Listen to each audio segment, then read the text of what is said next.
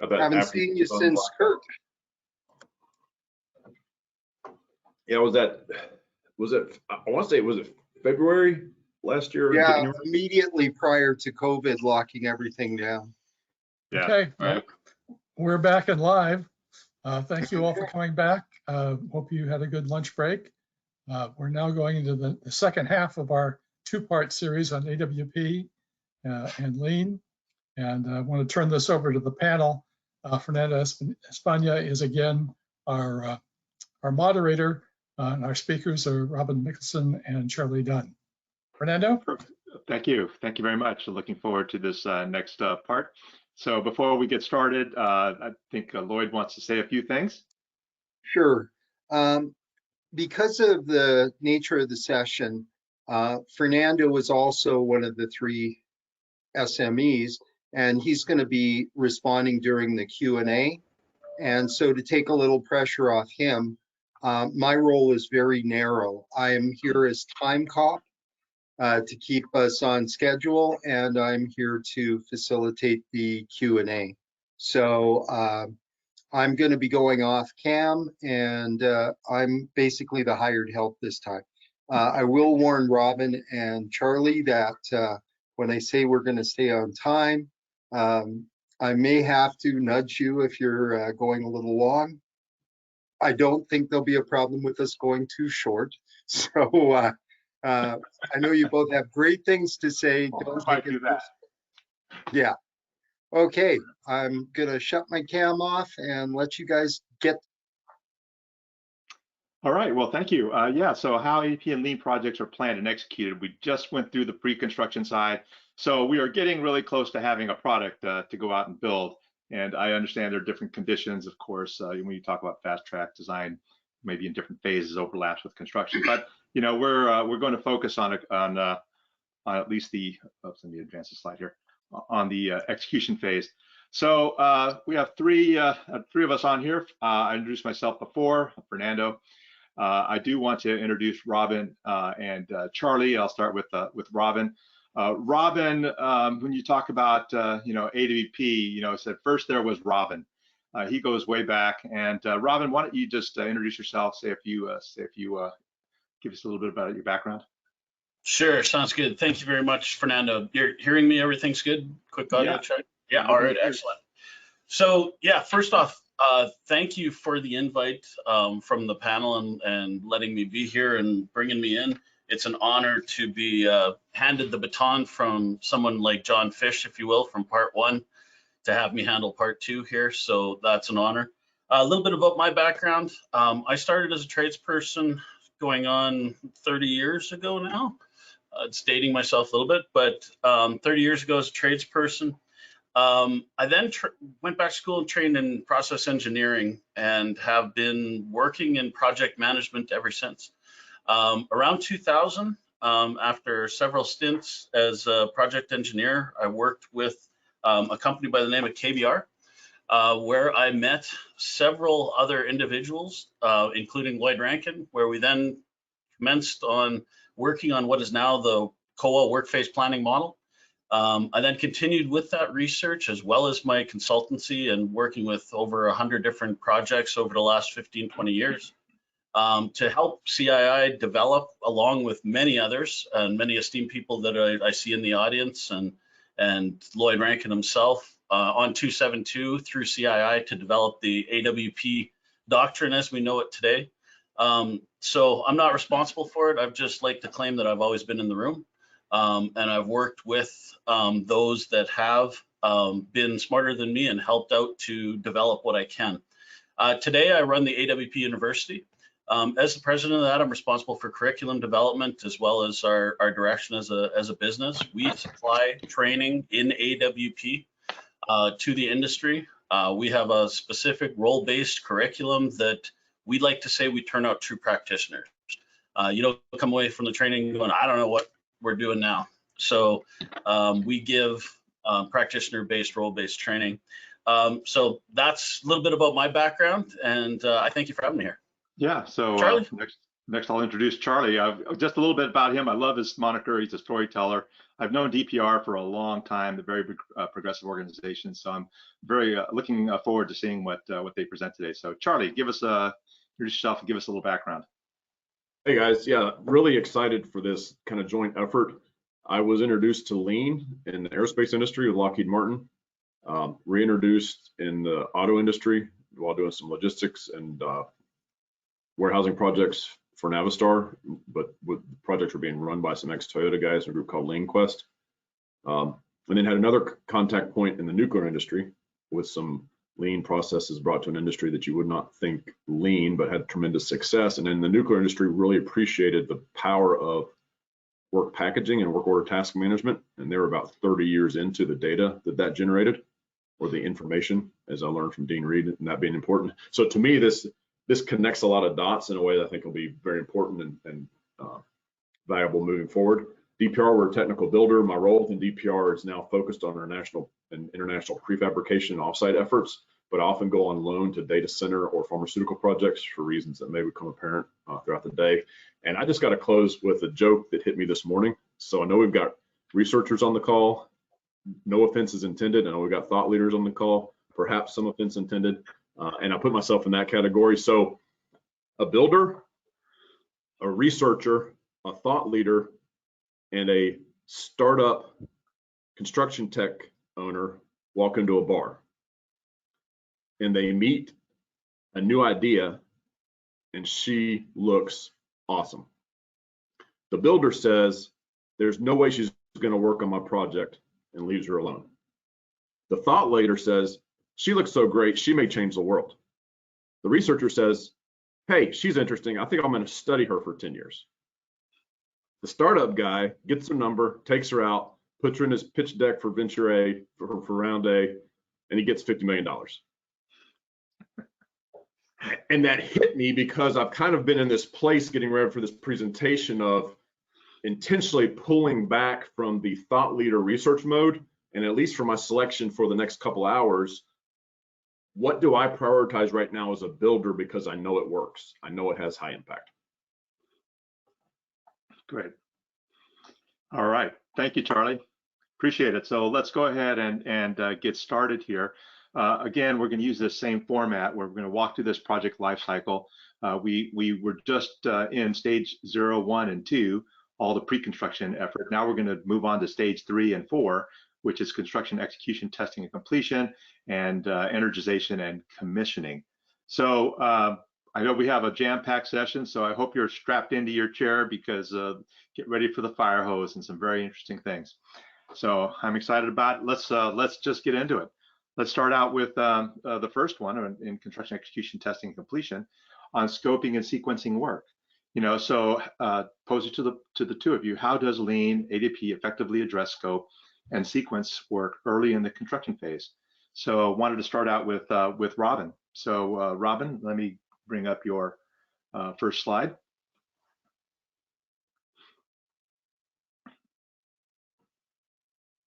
Let me unmute myself. Yeah. So as we go forward, let me build on those of you that joined us in the morning session for part 1 of this, and to continue along the path of construction development discussion. There was great discussion, and John Fish talked a lot about the IPP, the sessions. As you can see, there's a great collage of a bunch of different IPP sessions, and even some of those, including vPlanner that we were also talking about this morning. Lots of sticky notes, lots of tech, lots of things on the board. So when we talk about path of construction, Fish nailed it as far as how the system works, but let's look at it from a little bit different point of view and look at it from the holistic project basis. And the problem is when we say project execution and how do we work it, we start planning project execution much, much earlier through our path of constructions and those IPP sessions.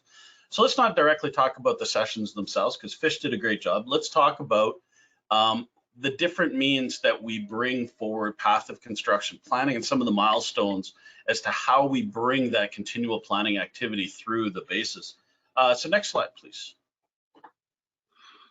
So let's look at the basis of where we go. There's basically 4 different milestones, if you will. through those milestones and those IPP sessions and those path of construction developments. The first one, we know and love the CWAs. When we first start to scope a project, we're identifying those CWAs.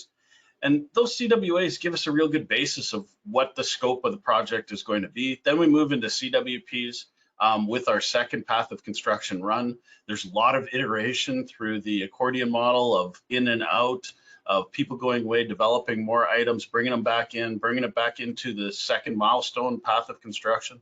Then we go to the third milestone where now we've got engineering involved. We've got PWPs that are identified. IWPs are starting to be fleshed out in there. And then we move to the fourth phase, which is now we're executing and we're actually putting in such things as short interval production controls and starting to actually execute against those packages being the IWPs. So the real main aspect here when we look at this chart is to get across that we don't just go into one IPP session. We don't go into 40 IPP sessions. We go into the numerous amount that is required to ensure that the project is scoped. We may only bring them together in 4 major milestone aspects, but the main clear aspect of it is that it's an iterative process and we develop the packages through that iteration, making sure that we cover all of the project deliverables as we go through it. It's a clear work process that gives us the ability to come out with clear deliverables that give us that scope. That was the question. Next slide. So in those deliverables, when we're talking about the path of construction, I'm not going to go into each one in each group of deliverables in detail, but what we will do is we'll talk about a couple. Like first, the class 5, class 4 estimates. Everybody I'm sure is familiar or should be familiar with similar means of estimating from the different classes. They tie along with a lot of those milestones in path of construction. Starting with general project baseline and what is it that we're going to build in the beginning through to how are we going to build it and what are each one of those tasks. Continuing to take a bite at the apple through each of the different iterations of the POC. So it's very clear and it's very directed as to by certain project phases, we have certain things accomplished in the path of construction development. We go through, we may take a big swing in our first ones at what that path of construction is going to look like, but it's a completely iterative process developing right down to the IWP level what the scopes of those packages are. So when we ask how do we scope at the execution phase, well, we actually start scoping much earlier, and that's why I brought up this basis that it is an evolutionary process to break it down. We don't just simply throw down 14 gig worth of data and say, okay, now build IWPs from it. There is a complete evolutionary process and clear deliverables outlined through each of the milestones as we go through. And defining that scope is key with it. So final slide, Fernando, for this section. Mm-hmm. So with that, let's look at how that those deliverables we were just talking about in those different stages. This is a good Rosetta Stone type phasing chart, if you will, for things AWP. Across the top, you've got the CII stages. That's the stages we know and love. We've recently added 2 more through 364 and 365, which is stage 0 and stage 4, which is basically pre-planning and then commissioning and turnover that's been brought out in a much more defined stage in phase 4. Stay tuned for that. That'll be released in the BOC version 1 that's going to be released just before the next annual conference, which I'm working with a group that's producing that. It's going to be a great document for the industry. Then in the middle is a very common methodology for managing projects, FEL 1, 2, and 3, those types of things through preliminary design, then detailed engineering and others. So you can start to see how typical means of measuring a project line up to the CII stages, as well as if you're in the APAC area, they love these phased concepts, which shows that detail. Through all of those, you can then line up the AWP milestones so that we're all speaking the same kind of language, if you will, as to these different aspects. And if you go back to the last charts that you don't have to directly do that, Fernando.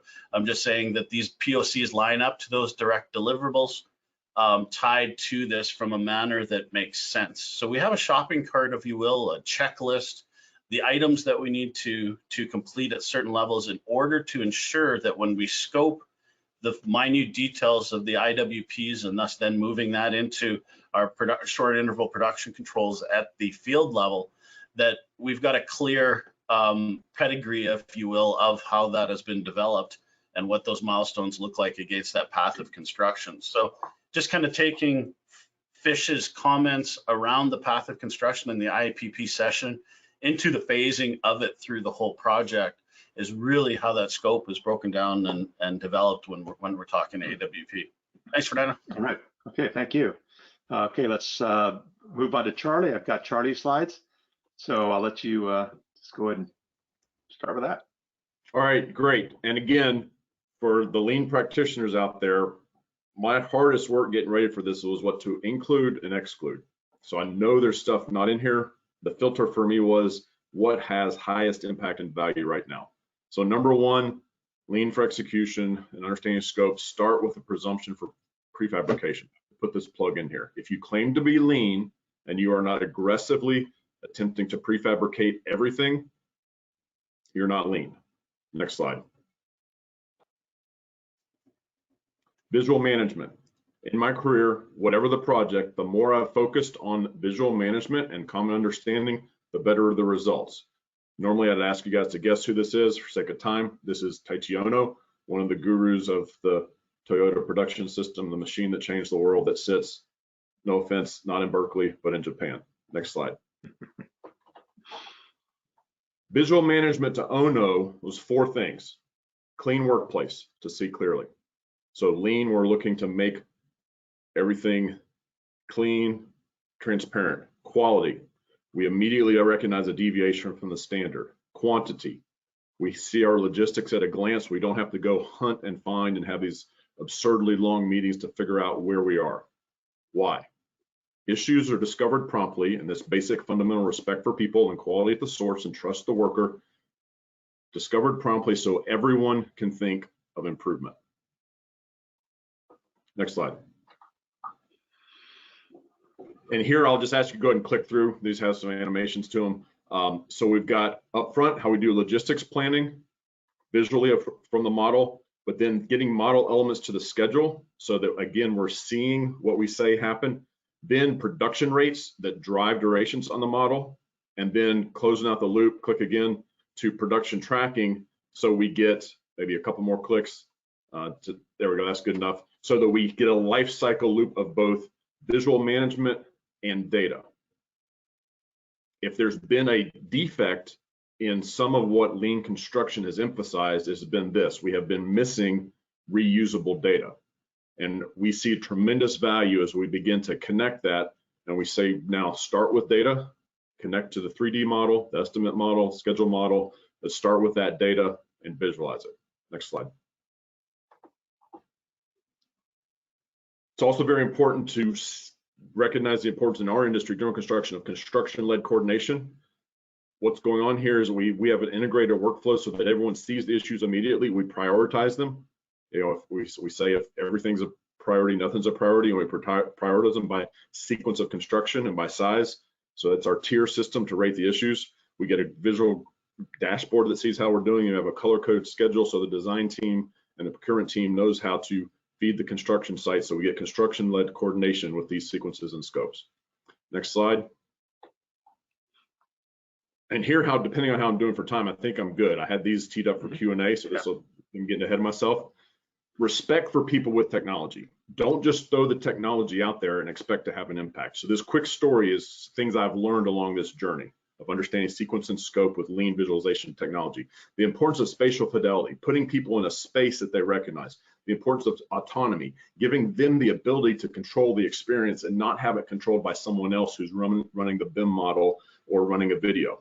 And then leveraging the value. Identify where our value opportunity is to decrease the cost of making the stakes while increasing the quality of feedback. So next slide, quick example of what I'm talking about. Oops.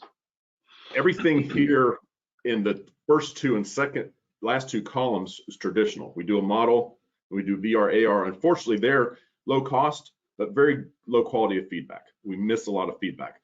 To the right, we do a functional in-field installation. or in a warehouse or near site installation, there our quality of feedback goes up, but our cost goes way up because we're physically building. And then farther right, first in place, unfortunately, often this is where we get the quality of feedback we need. We find mistakes. We don't want to find them there. So in the middle, this was our learning, seeing how people reacted if we put them in a spatially accurate environment, overlaid most of the new world on the walls using an AR technology, either HoloLens or iPad. Now, our quality of feedback was very high, almost as good as a functional build, but our cost of doing it and our ability to rapidly prototype was greater. So understanding that connection between what the technology is doing and then how people interact with technology to capture that value opportunity. All right, thank you. That kind of actually blends into the question I was going to ask on the moderator. How do you leverage technology to visualize scoping and sequencing of work? So maybe both can add. Maybe Robin, you can start out first.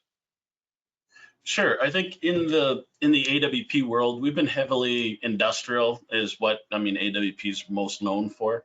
And from that, we work typically with our construction models, those 3D environments that were spoke about in the first section, with identifying the 3D model, identifying the construction 3D model, and then leveraging the tools that are out there for the purposes of things like 4D sequencing.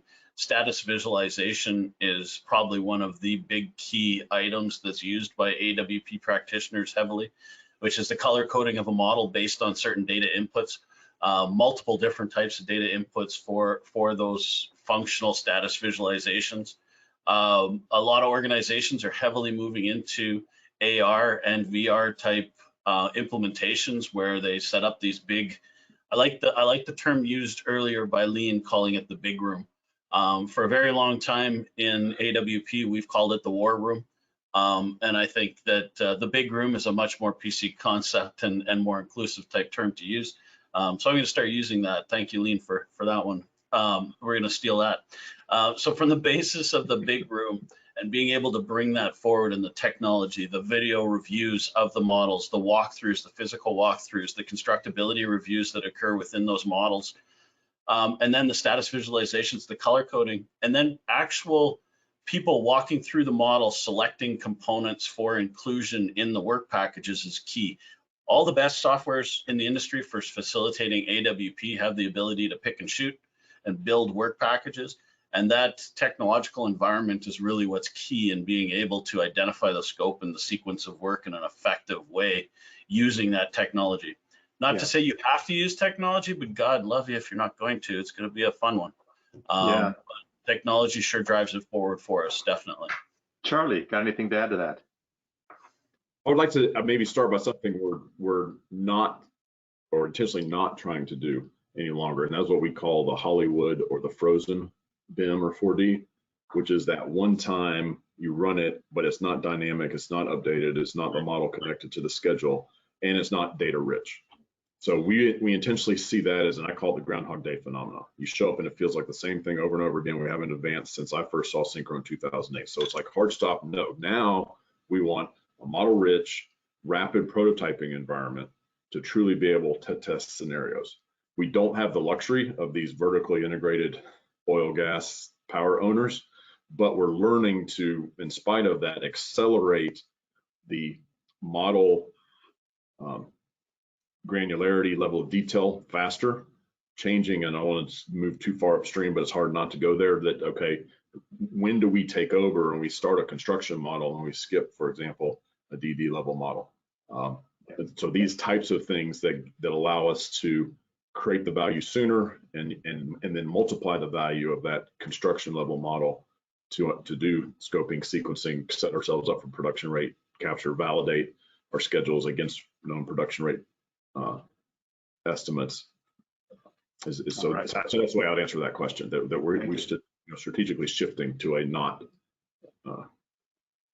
I think that's important, right? Yeah, we don't want static things, and just like schedules, if they get old after a while and they just collect dust.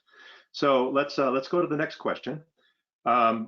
This issuance of work production planning and execution, how does Lean ADP effectively plan and manage the execution of work?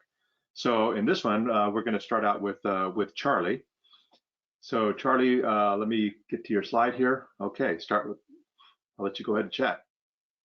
All right, so start with a foundation for integration behaviors. Maybe seems like an odd place, but to me, this is one of those fundamental things where the lean culture is different. This is a book, Integrating Project Delivery. For those of you not familiar with the story, these guys wrestled with it. They changed from integrated to integrating to say you can be integrating in your project whether or not you have an IPD contract. Next slide. This systems thinking model had a profound impact on me because since 2008, I've been struggling to explain the value of the time machine, the 4D, the prototyping digitally, etc. And right here, 4 really bright guys, from the way I heard the story, spent 6 years until they came to this model. So in the light blue, you're pulling to a high-performing building, lower left corner. To do that, you're integrating systems, processes, organization, information. But the enablers, and this is what's powerful to me about lean and visual management, you want visualization simulation. You want co-location collaboration. That's your big room, whether in person or virtual. You want production management and measurable value. All those things really enable much better execution, baseline, and improvement opportunities. And they're on a foundation or an agreement or framework that we are going to integrate. We are going to have the right behaviors. And the thing I get excited about this is now we have integration for these technical reasons, not just the psychology of let's be a good team. Certainly the psychology is important, but it is much more powerful when we're doing these technical things intentionally. Next slide. So 2 enemies of execution that lean helps us attack. Picture you're looking at, if you're in Texas, these are feral hogs. And what I tell guys is the feral hogs on our project of waste and variance will breed and get out of control and you will never kill them. We have to eliminate waste and variance in order to be successful. Lean teaches us to do that with stability and balance. Next slide. Lean also gives us a more mature understanding of waste. I have to include this picture of the dumpster because often this is the first thing we mobilize to a construction site. Like we're getting ready to create a lot of waste. How do we stop that? Well, Muda, these are the 8 wastes. Not going to go in deep here. I got a little bit later, but the 2 that come from the Japanese way of thinking that often I think are overlooked, but we can really leverage with lean is Mura. How do we get rid of unevenness, nonconformity, irregularity? Learn to spot that and have visual systems to see it. And Murray, overburden, stuff that's beyond one's power, excessive, impossible, unreasonable. Getting this mature understanding of what we're looking for in our execution so that we don't simply plan to fail. Next slide. And here, we don't have drawing tools to go to the next slide. I've got a very simple drawing that I usually like doing in person. So across the X and Y axis, you have scope and you have time. And most trades show up and what do they want? They want more time to do more area, more scope. As you allow that, what increases? Your variance. To eliminate this variance, to create stability, we go to small batch. And if you don't remember anything else I say today, remember this drawing and remember small batch. It will change the way you plan. It will change the way you execute. It will give you the power to kill waste and variance. And I had a whole lot of TACT stuff, but you guys don't have 4 hours for me to go on and on about TACT. So I'll simply say TACT is a system that helps us put these things together. Okay, could be our next summit. Okay, all right, thank you. Let's move to Robin. Yes, thank you, Fernando. Okay, so what I'm going to do is I'm going to take a step back. I'm going to go way back into some archives. I'm going to pull out some work-based planning doctrine type basics, considering we're talking about production planning and execution. And you're probably starting to see some of the big variances that we consider between lean and why they work so well together. And that is that we love being in the weeds and flow charting the crap out of everything in AWP. And tasking everything and tying it to these flow charts and such. Charlie's talking about these amazing concepts, the great flow, which we need more of in AWP. But I'm going to go back into the weeds because that's where we like to be in AWP, it seems. And we're going to talk about. I'm not going to go into detail of the charts, but these were the foundation for Volume 1 of RT272. Which was the creation and execution of the IWP, the control of it, where it's created, the involvement of the superintendent in the original scoping of the actual executable work, taking that executable work into our section 2, which is now going from concept into hard copy. Now we've got the scope, we've got it scoped in hard copy. Then we're starting to take it to the field, issuance to the field. There's a lot more to it in those different charts that I'm going to show you here right away. And then controlling it in the field. So many times people get mixed up between work packaging and AWP or work phase planning. And work packaging versus AWP are two very different things. And where we draw the line on it is really getting into box 4. If you build packages, fire them over the fence, and it's gone, it's in ether, it's in space, it's being worked on by somebody, and you're not sure what's happening. That's what we consider work packaging. When you get into actual AWP and advanced work packaging and continuing to advance those systems, control of it in the field, and then the closeout process is really key in driving that. Working with those in the field, making sure it's their plan that's being executed, making sure that they're in full agreement, that their daily work plans line up to what the IWPs are requesting, tied to those level 3 schedule activities being the one-to-one to the CWPs. Next slide, let's go through the basis one by one. After we get through the first construction, and these are those 5 phases that we just talked about, kind of broke out. I'm gonna just hit high points from each of these. I invite you, I'm sure most of you have seen them, and if you haven't, go back and revisit them. They're in RT 272 Volume 1. They were some of the first frameworks that we put together way back when. This really illustrates the building of it and drives home the point of constraint analysis and constraint removal. When we talk about AWP, we pivot our scope on the ability for it to be executable. If it is not executable work, it should not be in the hand of a tradesperson, period.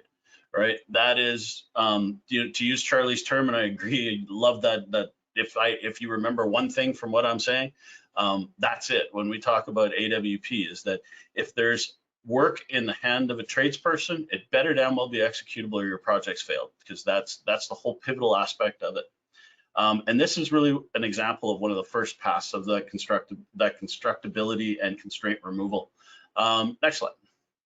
We'll go through these ones fairly quick there, Fernando. So this one, this is basically the document control interface, talking about, after we scope it, we need to record it. Next one. After it's been recorded and it's in place, we do a constraint analysis against it again. It's a continual basis. These are meant as gates, not one time only. Constraint analysis is continual. These are highlighting the specific gates of when these things need to be done before it moves to the next phase of control. And when we're issuing it to the field, we have to make sure we can. This is, as I said before, can it be issued to the field? What do we do when it can't? Next slide. Control in the field, as I mentioned, is paramount. We need to understand what's going on out there. We need to control it. We need to work with our tradespeople, one in the same. Those tradespeople need to be involved with the overall plan right from inception. Otherwise, my history as a tradesman and as a CM is what you'll find is if it's not the tradesman's plan, they will push back on it no matter how good that plan is. So it's important to have that buy-in, that agreement from all of the tradespeople to ensure that that gets driven forward through the field. Once it's completed, or at least partially completed, if things happen in the field, the only constant in construction is change.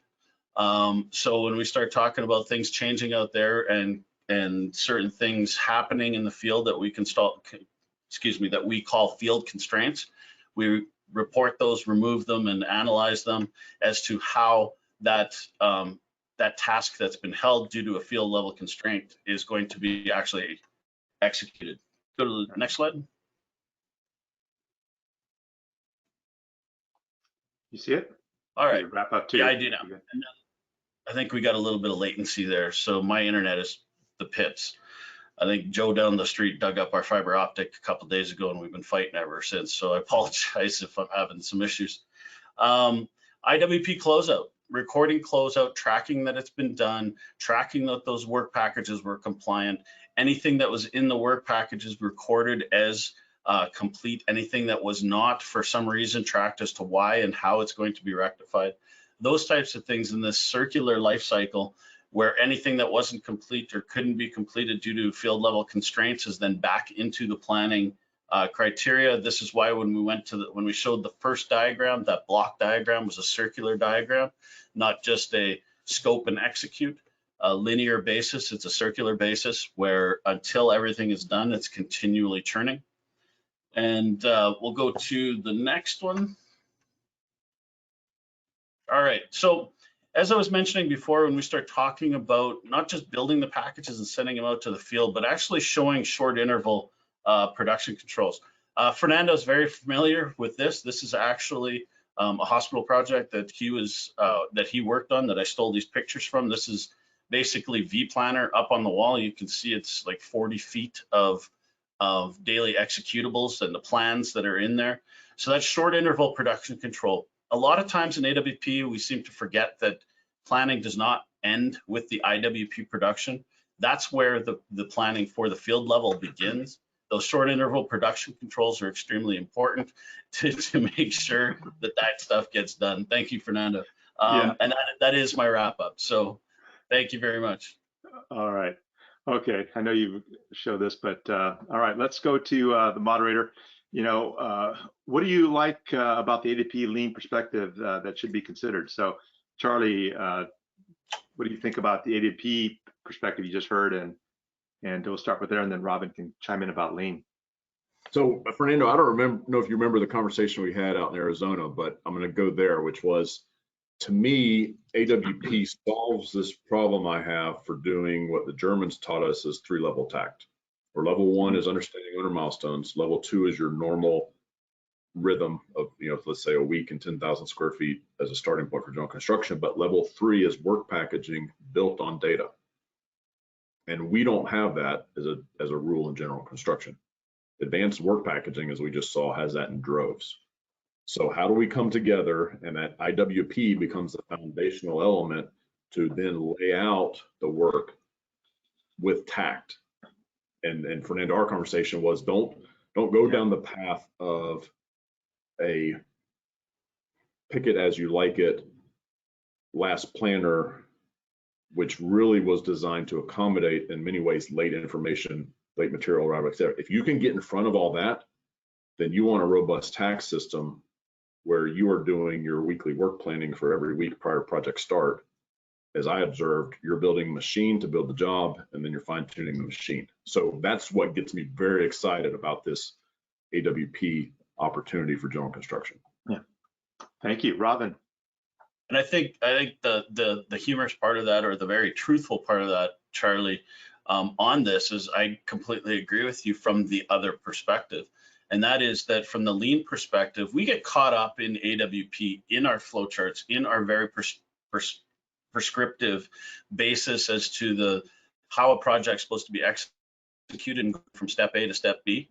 And we tend to take a step back and forget about some of the overall concepts, unfortunately, that lean drives forward in the best way possible when it comes to waste reduction, those types of concepts that, I mean, it's not that it's not in AWP, but it does not sit front and foremost where we are very linear in the type of production controls that are put in place in the AWP environment.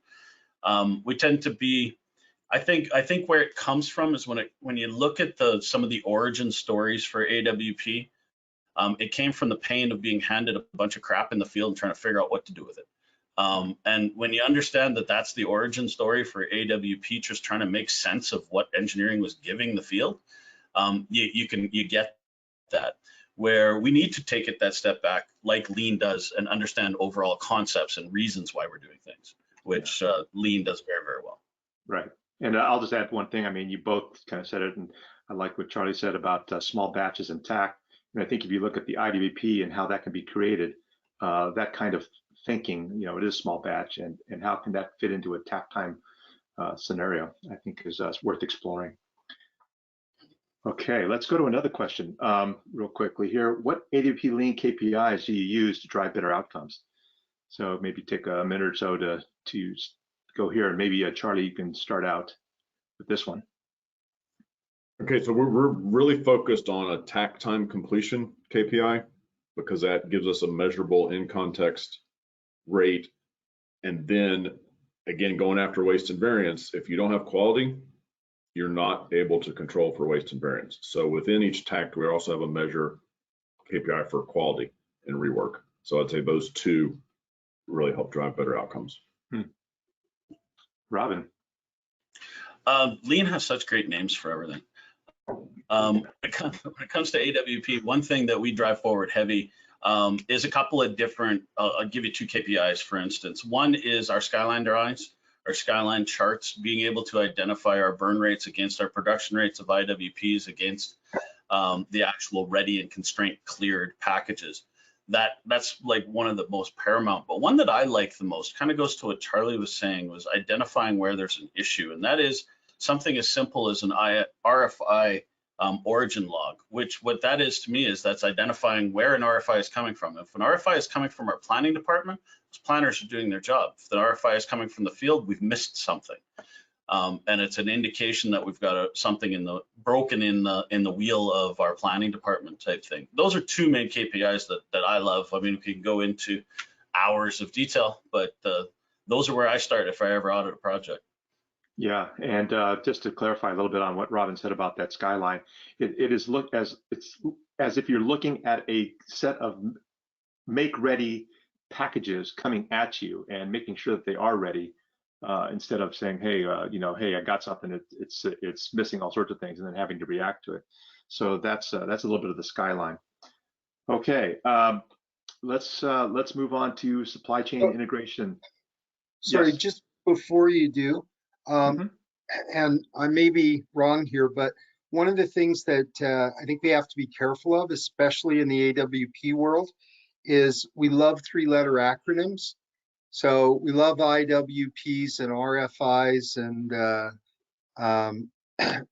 we need to define it for the people in Lean that may not be familiar with the term, because we've talked about FEL and FEL3, and those are really common in industrial construction, but maybe not so much in commercial construction.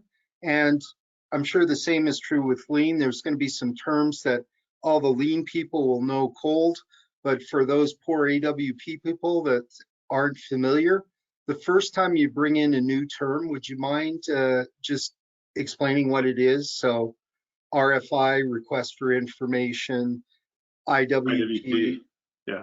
Yeah, installation work package and so on. Sorry, it's the.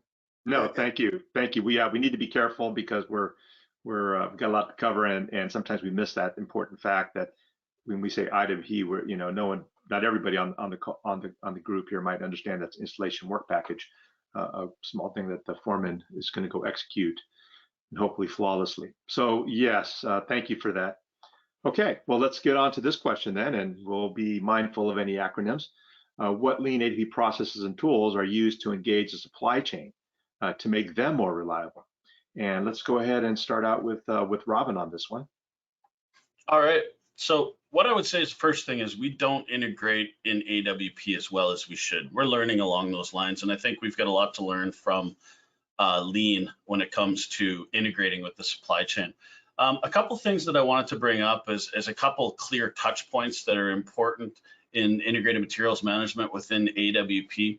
And those touch points, TP1 being identify materials management responsibilities, and as we go through them, long leads, bringing those forward, refine, define, and finalize the CWPs, that scoping, ensuring that that's in place, because that tends to be a clear point for procurement. And if our CWPs are lagging, so is our procurement.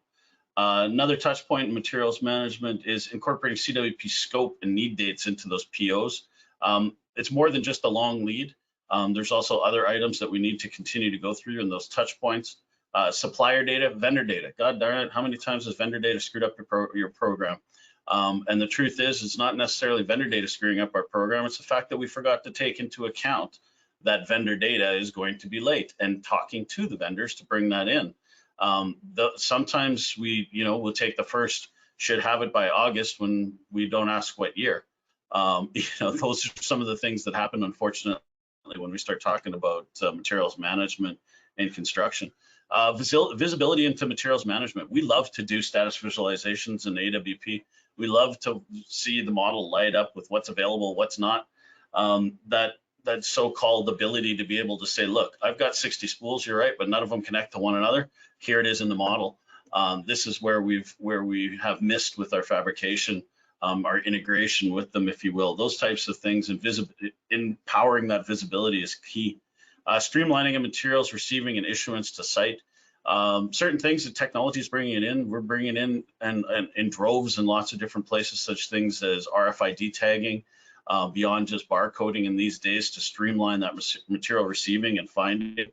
I mean, God darn, if you've ever worked in the North Slope or in the oil sands in northern Alberta, you need an RFID tag just to know where to dig in the snow to find the stuff you're looking for.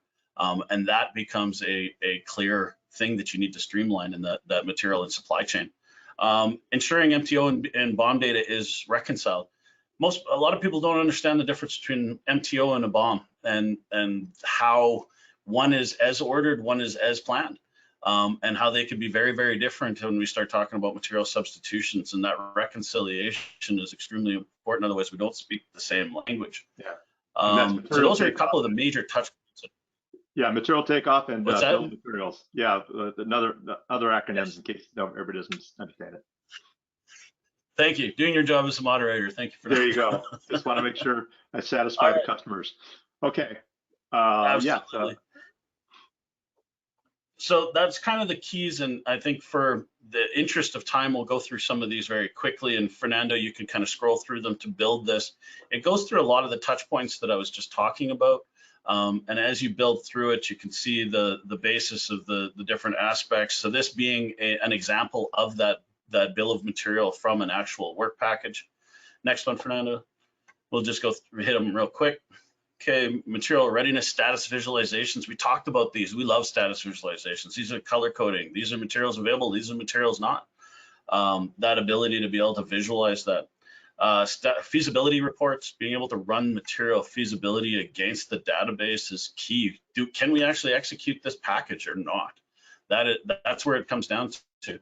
I'm not going to send it to the field unless my materials are there. How do we know that? We can look at 2D reports and run reports that way, but a planner looking at a 3D visualization such as this and those feasibility studies, priceless when it comes to being able to actually execute. Next one.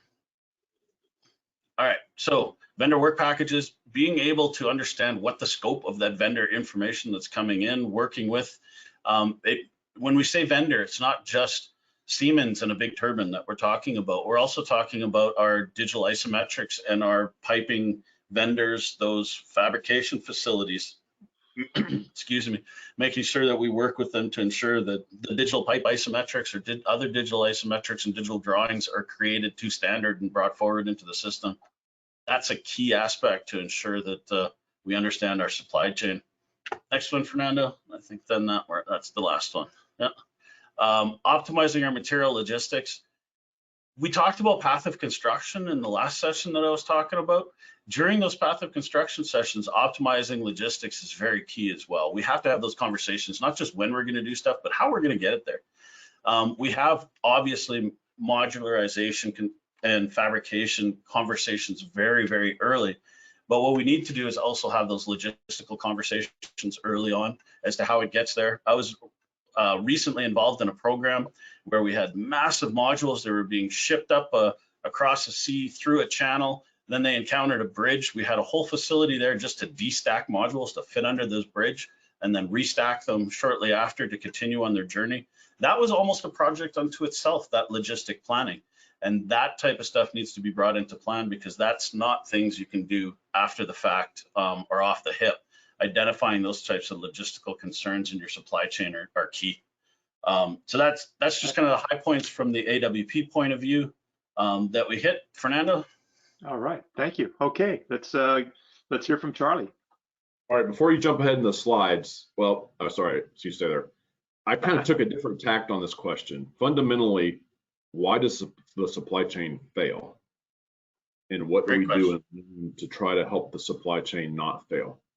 So next slide. One of the things, and here we talk about TLAs and FLAs, 3-letter acronyms, 4-letter acronyms. So now it's my turn maybe to do one that you guys haven't seen before. Start with quality, and here we utilize something called DFOW, distinguishing features of work. So have we identified the distinguishing features we're looking for the supply chain to deliver? And here we get into a lot of often very detailed architectural things that we will do multiple mock-ups and then include field instructions with photos and with how we're going to check in the field to make sure that it's installed correctly. So we'll do, a mock-up, factory checks if there's factory components coming, field checks, final checks, but all defined by this DFOW framework. And you can see here this emphasis on first planners. So getting the project stakeholders to agree on what we're after, because often if you go in root cause why a supply chain partner failed, what the first planners wanted, we didn't set the supply chain up for success to give them that. So capturing what first planners want, then prior to starting work, identifying a line on what is the acceptance criteria for that work. How are we going to say it's good work or not good work? And then at each of these points of release, design, coordination, shop, fabricate, install, and here we start to line up. We keep that alignment going. We refine and we progress so that what we want to avoid is that architect walks into the field with the owner and like, what is this? This is not what we asked for. Awkward pause. What do we do? Right. So DFOW, very powerful. Next slide. Another reason often supply chain partners fails, we simply pick the wrong partner. So here we use something called CBA, choosing by advantages for partner selection. And again, CBA becomes another whole hour unto itself, but it's a way to, with discipline, define factors important to the team, weight the factors, look at partner options, who scores the best, so that you're making the correct choice. And often these factors become capacity, distance, ability to execute, offsite capability, the right things become the factors that help you make this choice. So anyway, hope that's helpful. And both of these are tools that have offered us tremendous benefit in making sure that our partners succeed. So the next slide, and here's just common sense, collaborate in the supply chain, create trust and work with transparency. If you have good trusted partners in your supply chain, you're going to get a heads up on, hey, we've got an issue, how can we mitigate? And rather than circle the wagons and start shooting the arrows, we come together and we look at what we can do to succeed as a team. Next slide. So here I had to put in one video, and this killed me, Fernando, not wanting to do more videos, so go ahead and play. And here we've got, how do we set supply chain up to succeed with visual management? So in this case, we're going to have modules coming in from Florida, some modules coming from potentially the West Coast, some panels coming from a couple states over. This project's going to be in Charlotte, North Carolina. Some other large modules where the steel is flat packed and then assembled into much bigger modules near site. But so understanding, and this is well over 2 years before start of this effort, what is going to be the right sequence, so then we can then work back and, just like the discipline of AWP, understand what's going to be required to get all this to the site and to get it to the site in a sequence so that we don't jam up the floor. Because as we go for bigger modules, we're learning there's some logistics challenges that you create. If you want your supply chain to succeed, you've got to give them a clear understanding of what you're expecting them to do as everything is delivered, staged, installed, commissioned, tested, checked out. And here I'll just give Ram a thumbs up, like that visual indicator for where all your materials are is something I'm after. And we honestly struggle with it in the general construction world, getting all our diverse partners to just give us that simple data. Right now, I've got some stuff coming from overseas and I can't get a partner to simply give me an indicator which objects are coming in which containers. See, coming out of nuclear, it seems very easy. In the world I'm in now, maybe not as easy to do. But again, that's a place where I think we're gonna learn from each other. You can go to advance, Fernando. That's all I got here. All right. Perfect. Thank you. Great video. Okay. So yeah, I think we're at a point where we can ask some questions. So Lloyd? Yeah, Steve, could you, excuse me. Steve, could you put up Slido? Thank you. So Again, like last time, when questions come up, could you please vote on the questions you really want to hear the answers to, and that way we can prioritize them. So just like on Facebook, like the ones you like, just like on LinkedIn. So let's go with, whoa, sorry, just moved on me. Robin, how can you do a path of construction during FEL 1? So first thing we want you to do is describe what FEL 1 is. That phase is typically divergent thinking, finding multiple alternatives. Do you have to wait for concept select? So that's a great question. And the first controversial thing I'll say here is no, you don't have to wait for concept select. And the reason why that's controversial is because your path of construction type thought process should be part of that concept select process. What you're doing in the FEL 1, the very early feed planning sessions, is you're going to be doing things like literally a crayon on a chalkboard type thing where you're marking out, these are the plants, this is the area, this is the direction that we're going to be building in. We're going to build out the spine. Are we going to bathtub the site? Are we going to go from left to right? Are we going to have multiple crews? You're starting to think strategically on execution of the project. You're not at the level of this piece, this equipment's being installed specifically on this date. You're thinking very conceptually, as what FEL 1 is at that point. It goes to what I said when I was talking about POC to start with. Don't look at POC as one big swing. If you look at POC as one big swing, you're going to miss the benefits of what happens during the basis of the growth of a project, and as materials become available, as information becomes available, as you've decided what concept you're going forward with the project, and having helped with that through the basic path of construction identification for that concept to start with.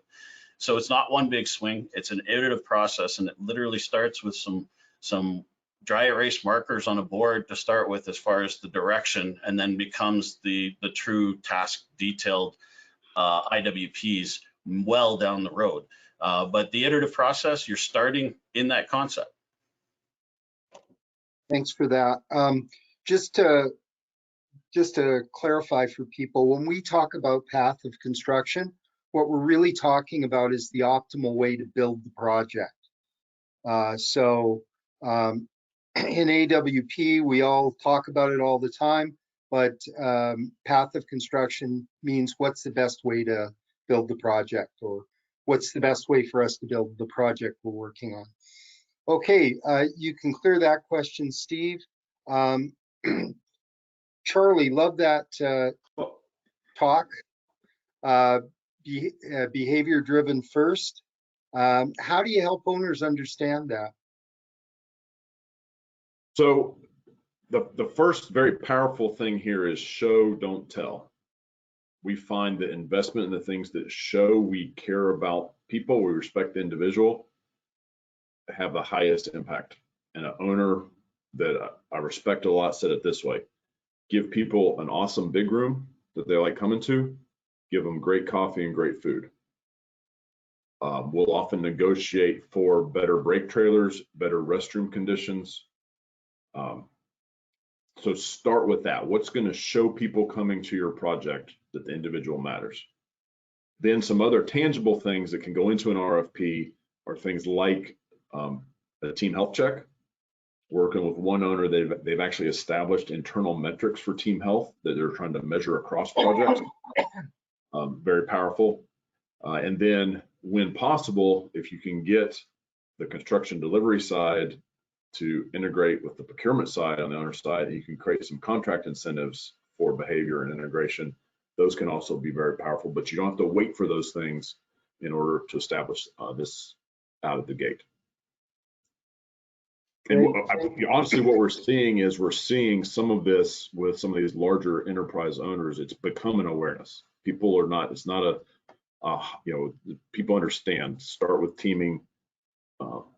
Sometimes, and this is I think that's the only other plug I'll give to the GC world, is some of our best owners have recognized the need to bring on a GC earlier and build a team with your architect and other design partners, as opposed to the traditional model that we go to a certain point and we kick it over the fence to GCs to figure out who's going to build it at what price.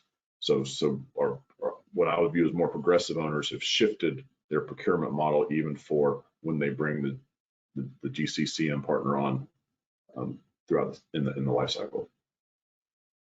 Thanks very much. Steve, could you remove that question since we've answered it? And this is clearly a lean question. Do you consider first planner DFOW with value in the eye of the customer? So I'm assuming that's a question for Charlie. Yes, and I would say absolutely. Like DFOW is a way to define that customer value, make it tangible, and capture all relevant definitions, examples, criteria to meet it. And just because it just got asked, how's DFOW different from conditions of satisfaction? So DFOW is defining those elements that will meet or create the conditions of satisfaction. I don't know if that's helpful. It's I know John, appreciate John a lot. First time I heard John talk about CDS, I got really excited. Like, here's a guy that's got a line of sight to a solution to a big problem. So distinguishing features of work, you go through the distinguishing features of work in order to define or create the conditions of satisfaction. Okay. It's the half hour now. I think we should take the break. We can always hit these questions when we get back from it. So is Bob there? If not, I guess I'll do the, there he is. Perfect. Yeah, so we'll come back and pick back up the second part of this. And again, I suggest those of you go to the Slido and add any other questions you want to include. And we'll pick this back up in, boy, we're going to do half an hour or 15. At this point, we're on track for a half. I just pinged him. All right, so joined us now. Okay, excellent. Hey, Charlie, back. Okay, so we've got going to start out where we left off. The question here now, we're going to move to site material management. And how does Lean ADP optimize site material management, which I'm defining here as receive on site to delivery to the workbase. So we're going to start out with Charlie. All right, great. So big key start, no surprise here, visualize travel path, visual management, understanding what you're bringing and the most efficient way to bring it in. Here an example is these are 33-foot up to 16 liquid net gas rack systems brought in, bring them into an environment where we normally hadn't done this type of prefab modules. So we did a lot of careful analysis, both model-based and here even just 2D based to understand where we're going to have to leave out walls, where we're going to have to create entry points into the exterior of the building, what type of rigging we're going to use. But again, all of that as we visualize, as we prototype it, we get to a better path of construction to prep for what's I'm sure coming next. Next slide. Here it's a simple part of Lean, but it's very powerful, and it's one of those things that I call it like a flywheel effect. Once you get this ingrained in your culture, it's a flywheel. It's that continuous improvement. You keep getting better and better every day. One of my favorite quotes about Lean came from a Japanese consultant who's helping Porsche cars in the 90s. And he showed up at a plant that thought they were doing some lean things. And he did his first day tour and they said, "Are we lean?" And he responded, "I don't know because I was not here yesterday." So there is this point in lean that we are not satisfied. We are always looking to have a baseline and then improve and measure against that baseline. So that being said, here are 5S for site management: sort, like things together, set in order, in the right place, shine. It looks like we know what we're doing. Standardize. Make it a standard so you can repeat it. You put in visual management so you see where things should go, and then sustain. Keep it going.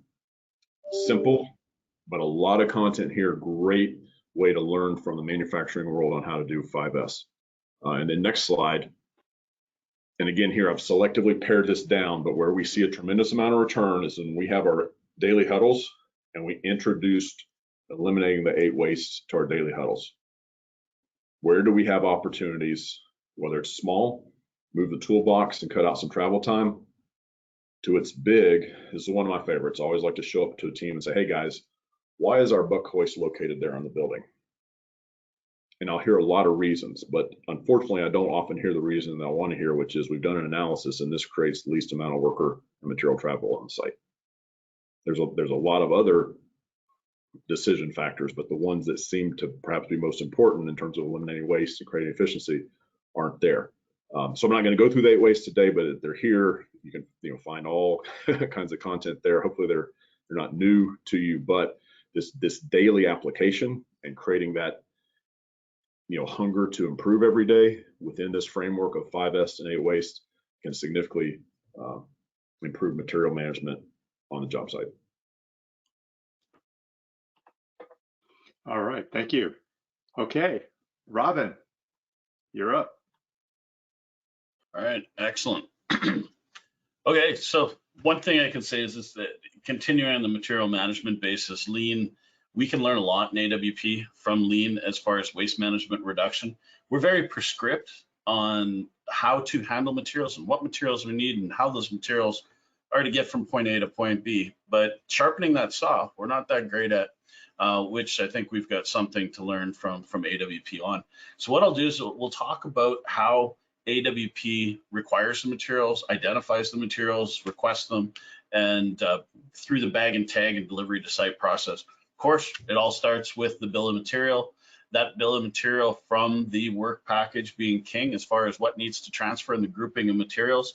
If a grouping of materials is too big in an IWP to be transported, we suggest splitting IWPs. That there's a key aspect of maintaining the bag and tag process and material allotment to site and how it's transferred.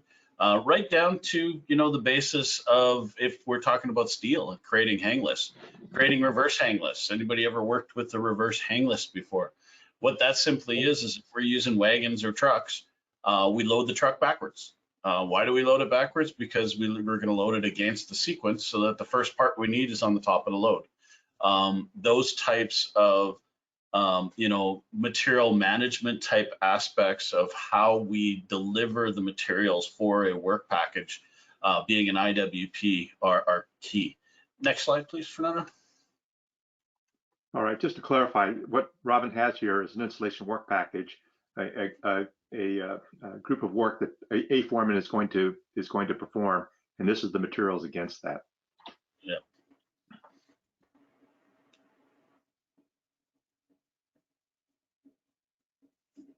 Not sure what happened with this slide. I think it's just lagging for me, maybe. Yeah, it's got on both. It goes to this slide, and it looks like we have. There we go. Okay, that was supposed to be the next slide, I think, but there's pieces missing. Not sure. Okay, keep clicking through. It's probably the animation she's got. Yeah, there we go. A couple more clicks, we'll bring it all up. Okay, excellent. So in this, what we're talking about is the assignment of materials and the material handling procedure, if you will, at the field level. As Fernando brought up, the work package in the top right corner, subsequently the bill of materials on the right for it, meaning what is it that we're actually dealing with for materials for this basis. That needs to be identified at a minimum of 7 weeks prior to the actual execution. Bag and tag, we use that term a lot. We throw it around. That bag and tag process needs to be started no later than 2 weeks prior to issuance to the field. And what I mean by issuance to the field is where it's on a truck, it's on a wagon, it's on a dolly, it's in the back of a Zoom boom, whatever it is, however it's going to site. that planning for that logistical on-site needs to be done 2 weeks ahead of time is what we're planning for. That it's bagged and tagged, then at the point of issuance and request, it's simply transferred, or depending on the material handling procedure, is in place waiting for the personnel. This just shows a lot of the timeframes. These are minimum timeframes. These can be adjusted based on the type of project. This is a criteria that came from some of the original materials in AWP, but it is very flexible in the type of project. If you're talking about a project that's a maintenance shutdown turnaround type project where you're self-warehousing the materials with the owner self-warehousing and actually executing the turnaround project, often this material window gets very much smaller because you've got one warehouse that's on site that you're dealing with, period. But this time period does allow for some flexibility, but it needs to be adjusted according to site conditions. Okay, with all of that, how do we understand that it's ready? I'm going to do a callback on the next slide here to what we did earlier when we talked about status visualizations and being able to leverage technology for the material requisitions and movement. Not only do we use a status visualization like this to identify what's available and what's not, but we also use it as predictive, if you will. When you start looking at certain things like the purple in this particular model, if you're the planner and you're going to be requesting the inlet piping for this pump pack here, and you're seeing, well, first off, the pumps are only in transit. We've got a fair bit of tools that have been shipped, but materials that haven't even been shipped yet are, for instance, the inlet piping, the two main spools post isolation valves. If those have not shipped yet, you might be on a 2-week shipping window. And if you're 2 weeks prior to execution or that 4 weeks out prior to the bag and tag, you know this is not going to be executable. So enter the predictive aspect of it when you start looking at these status visualizations to see, I know I've got a problem. Materials hasn't told me I've got a problem yet, but based on these kinds of statusing, I can call BS on it, if I can use that term, and say there's no way we're going to achieve it. And being able to drive this forward is key to be predictive, not just analyze it as to if it can be done today. So basis of material handling at site, driven by the work package, driven by the bill of materials in there, bagged and tagged in advance. We do it, is it here? Is it in place? Is it shipped to site? Those are the things we typically live by in AWP at the site material handling level. Fernando? All right, thank you. Okay, so let's look at the moderator question here on site material management.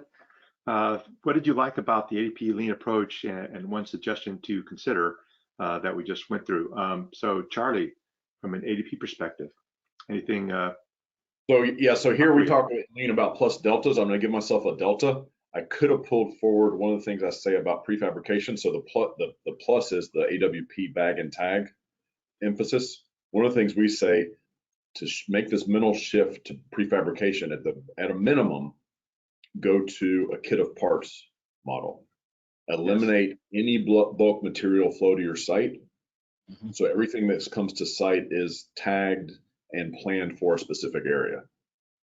So I think we have some things that we can learn as we move to that kit of parts at a minimum approach. Pete Court, I didn't get to hear all this stuff yesterday, but I'm sure he nailed that in what he talks about material. But anyway, so that's a real strength of AWP. Yeah. Parts identified for work packages by area, trade scope, et cetera.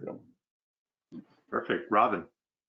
I think the aspect I kind of tipped my hat to it earlier, and that is, in lean, the aspect of analysis for waste reduction is a real key aspect.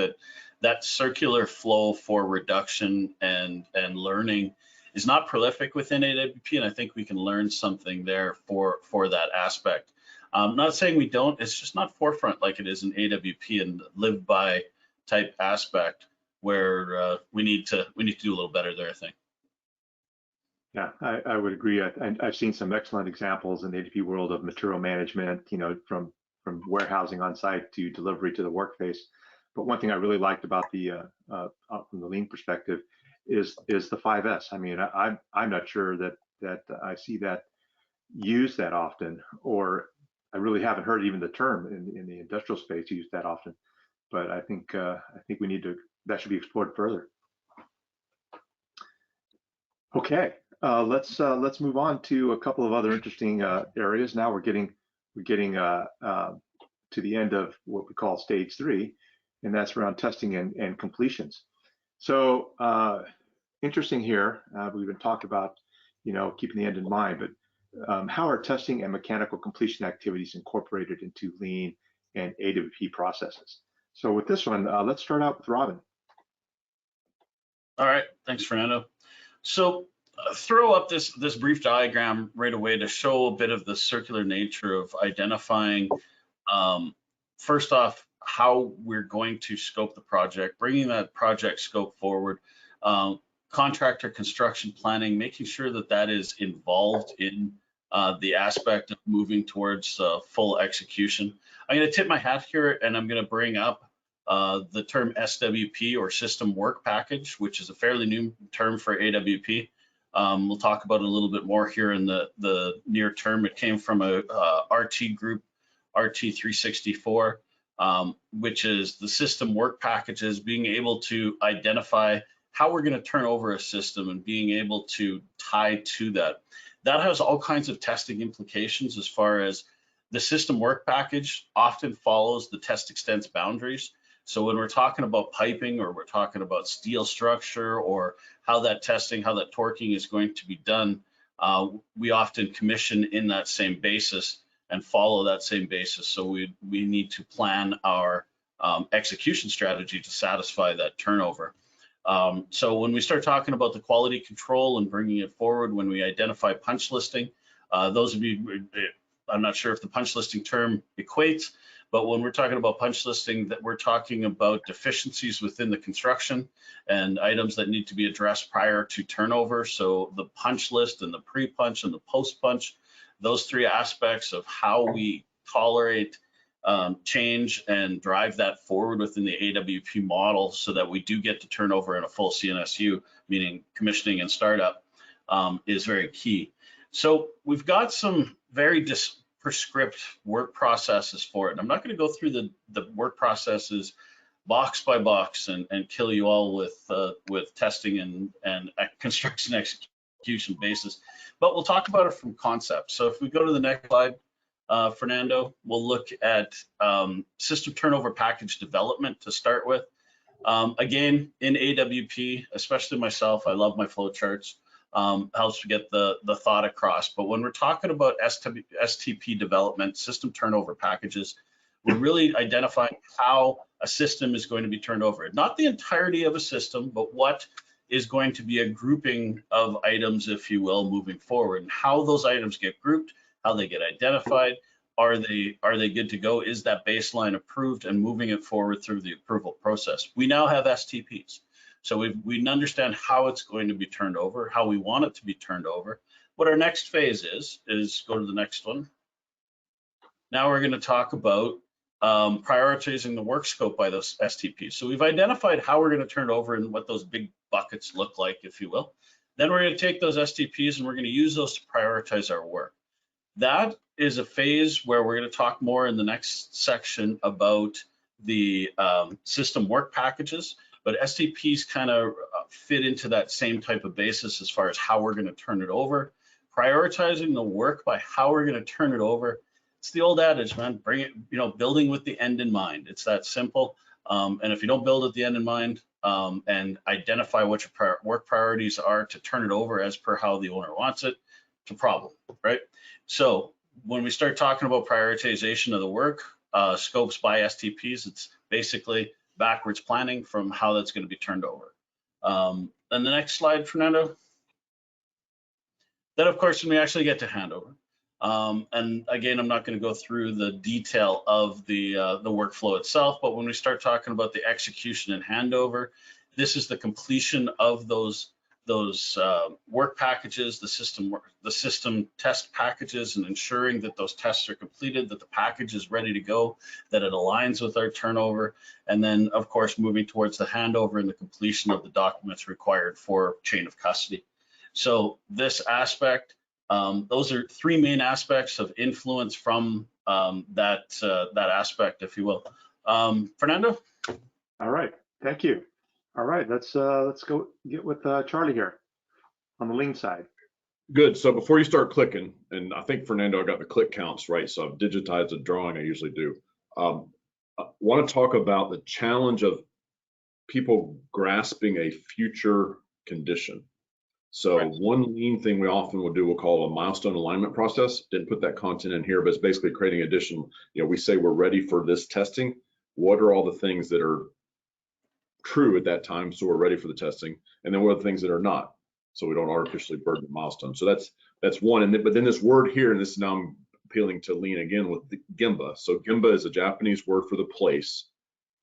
I want to talk about going to the place to see the work. If you're in Japan, you're watching the news and there's been a car wreck, the reporter will say, we're reporting from the Gemba, the place of the accident. And the point is, in lean, you want to go to the place and watch the work to learn. Our challenge in construction is the place doesn't exist yet. How can we watch it? Hence, digital Gemba. So Fernando, if you do 8 clicks, this is a true story. This is DJ in the hard hat. We're having a meeting a year out from project start. We had a very detailed, this is nuclear, so we're gonna, shut down, take out the old, bring in the new, start it up. There's one very small detail. I got 40 people in the room and only DJ knows the detail. And I came up with this idea about this a line of sight. What was his line of sight? What was his mental ability to see that project a year in advance?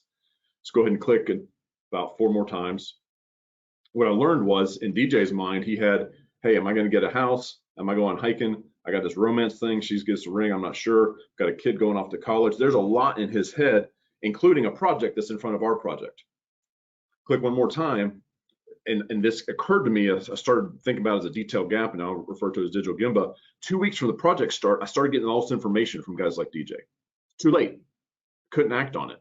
So what do I need? Click again. I need a time machine to pick up this project. Click again.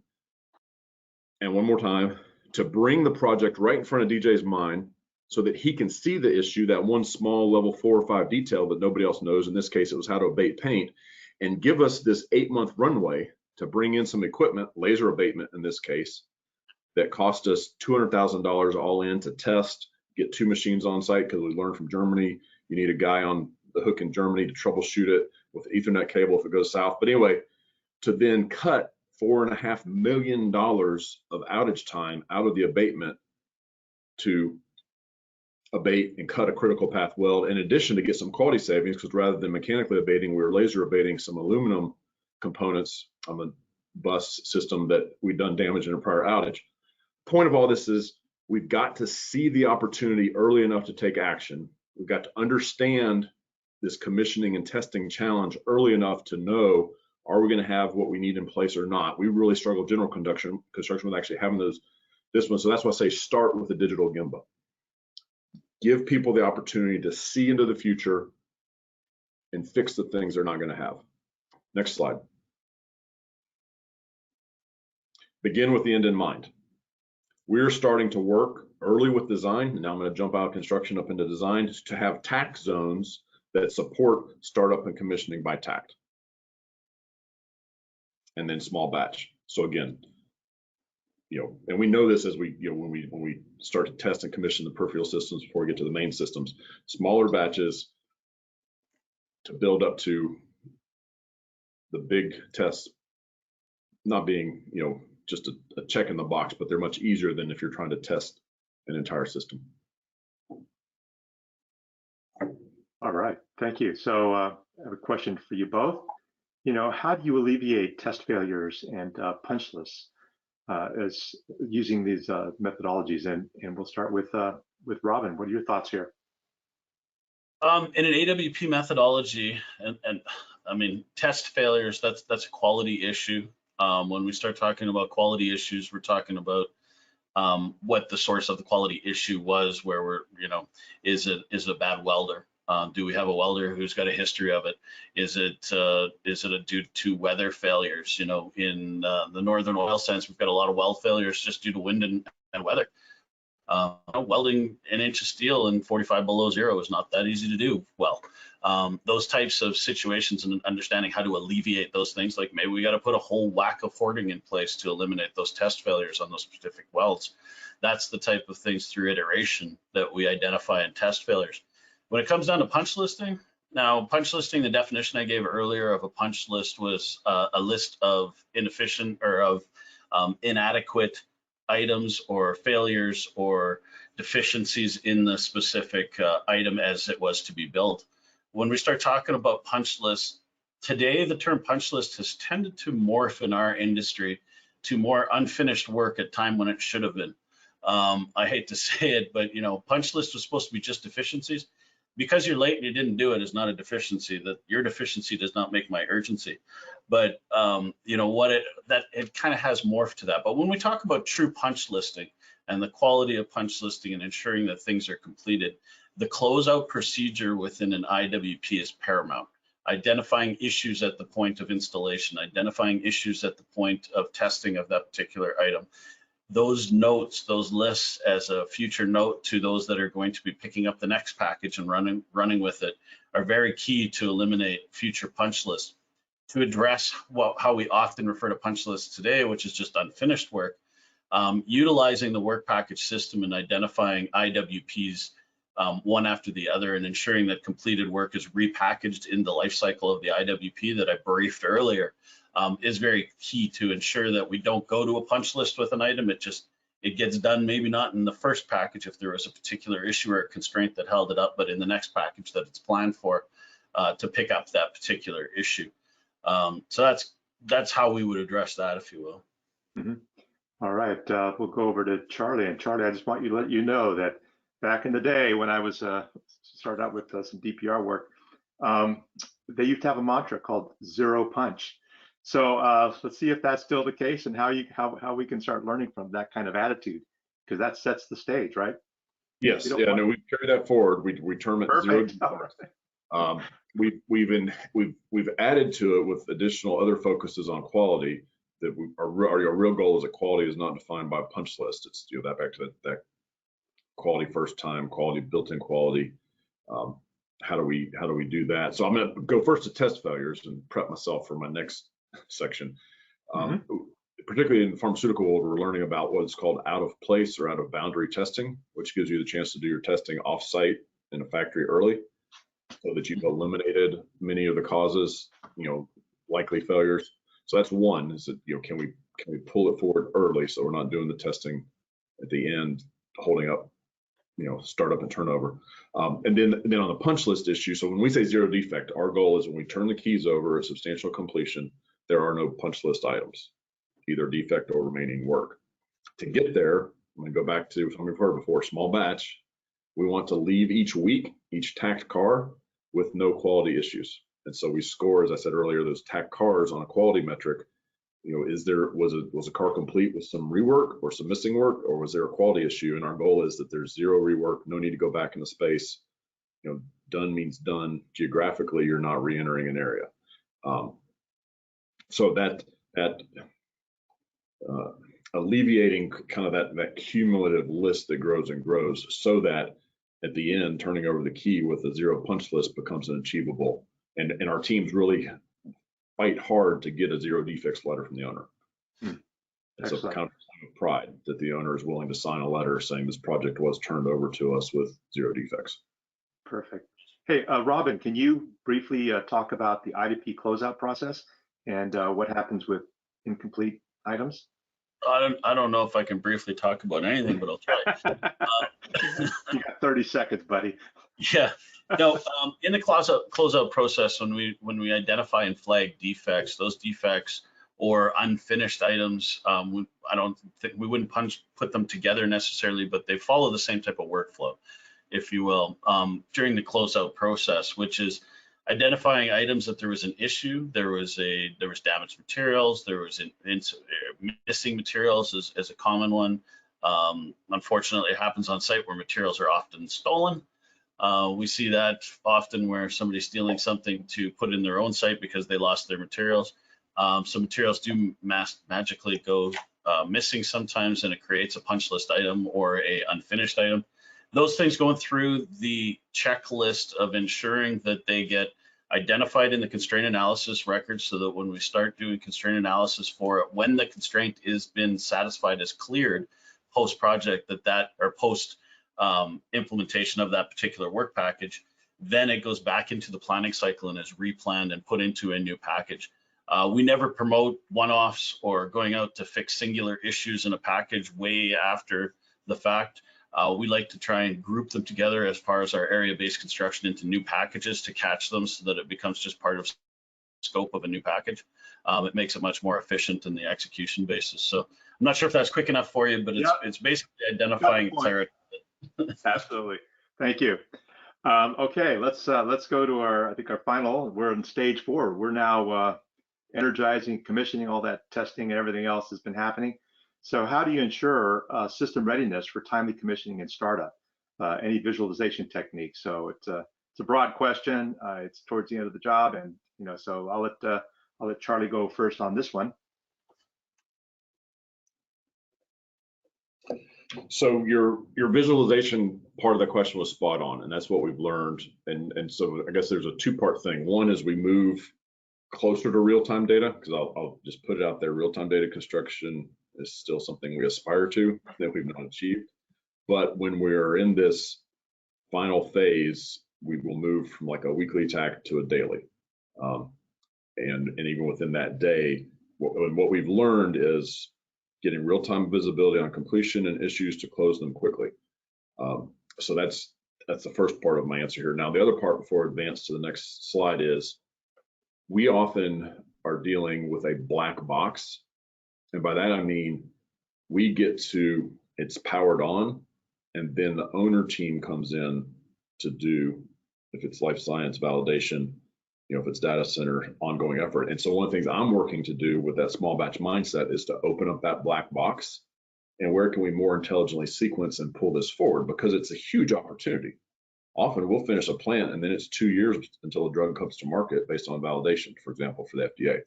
Or I've got a data center owner where like it's 50% construction and 50% startup and commissioning time. And how can we intelligently pull that forward? So that leads to what I'm saying here is this big opportunity.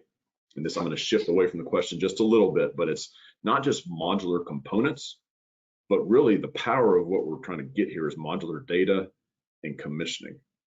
How can we pull that commissioning forward? And I know this is part of CII OS2. And so here, this is a list of 7 kind of goals we had when managing nuclear outages that I've kind of carried forward in my mind. And so indulge me a little bit. Best place to do the work is not in the field. If you must do the work in the field, do it on the ground, don't do it in the air. If you must be in the air, stable work platform, i.e. scaffold, increases productivity versus temporary scissor lift or rolling. The best time to do the work is not on critical path. How do we pull it early? If you must work on critical path, preparation, practice are vital. So rehearse, prototype the stuff that you know is the longest for critical path. But then 6 is where I really wanted to lean in as we come to the end of this session. Work includes physical installation, planning, and information flow. And that's where the power of modular data comes in, that this planning and information flow can be part of these modular components that we start with. And then even the commissioning steps can be part of those modular components that are done off-site, so that we're not in the field and we're not on critical path. And then with a little bit of humor is number 7, at all costs, keep engineering off critical path. Love it. All right. And with that, you'll drop the mic. Yeah. Okay, Robin. All right. AP perspective. So I'm going to pay homage here a little bit with this one. I don't know if John Fish is in the group here or in the audience here, but I'm going to refer to some fairly fresh research, and forgive me if I get a few things wrong. It is fairly new, hot off the presses during COVID time, if you will. But this first slide, I'm going to call out to, when we start talking about commissioning and startup research within CII, there's a long history of it, not just what's happened recently that I'm going to bring up and talk about in a little bit more detail. But there's a lot of literature, and I bring this up to give you all an aid to find things directly around the CII literature that's been created around turnover and systems completion. So, but when we look at it, we're going to talk a little bit more about RT364 and a few key aspects because it directly addressed the question of commissioning and startup and system completion. So next slide. So this is all stolen, and it's all courtesy of FR364 as I cited on the bottom. And you saw this earlier in the day. I think Fish actually brought this up himself when he was in the first section. Starting with the end in mind, of course, begin with the end in mind. That's a typical phrase that's always mentioned in project management. But when we start thinking about where we are in this process, we need to be in the clear handoff position between our test packages to our path of construction and startup. So how do we do that with beginning with the end in mind, utilizing the new research for 364 and some new terminology? Guess what? Brand new acronyms, because we love our acronyms and we're going to bring them up. So let's dive to the next page. So when we're bringing it all together and we're talking about all the things that need to be brought to influence the path of construction, there are several main things that need to be considered. Construction preferences, how are we going to build this sucker? What direction we go and what seasons do we want to do what in? Those types of things for the construction preferences. Engineering sequence and milestones. You know, when can we get engineering? Sometimes that actually comes to vendor information. Don't forget our vendor information is engineering information. It comes in that similar bucket. Sequence and milestones, when are we going to get it? How fast can we get it? When is it realistic to have this information? CSU, so commissioning and startup, turnover strategy, objectives and constraints. Talk about the end in mind. You know, for us in construction, turnover is the end. Obviously not for the client or the owner. Actual execution, startup, and an active plant is their end. But when we start talking about it, we need to understand that end in mind. And then, of course, those supply chain influences, making sure that when can we get this stuff? I was on a project not that long ago that, believe it or not, 6-inch carbon steel valves went long lead. Most common valve in the world, you can just about buy them at 7-Eleven, but they went long lead and we were waiting 6 to 8 months for something so simple. One of those things is supply chain influences. We didn't understand that on that particular project, there were 4 other giga projects that were in place that were heavy in carbon steel, and we were the littler guy on that. We got screwed. Understanding those types of influences and those types of things all give to the path of construction. So bringing all those together, what is it that we use to help guide a lot of this stuff? And we'll go to the next slide. We start talking about the SWP. So what is an SWP? As the phrase was recently coined by RT364, that recent research team, it's a system work package. And really what a system work package is, if I'm gonna give some layman speak or how I understand it, a system work package is really easily equated to, in piping, a test extent, meaning this, from this flange to that blind flange, those areas, how can I test an entire system? This can be completed, turned over to the owner as a complete operational aspect of this project. So SWPs typically follow along those lines.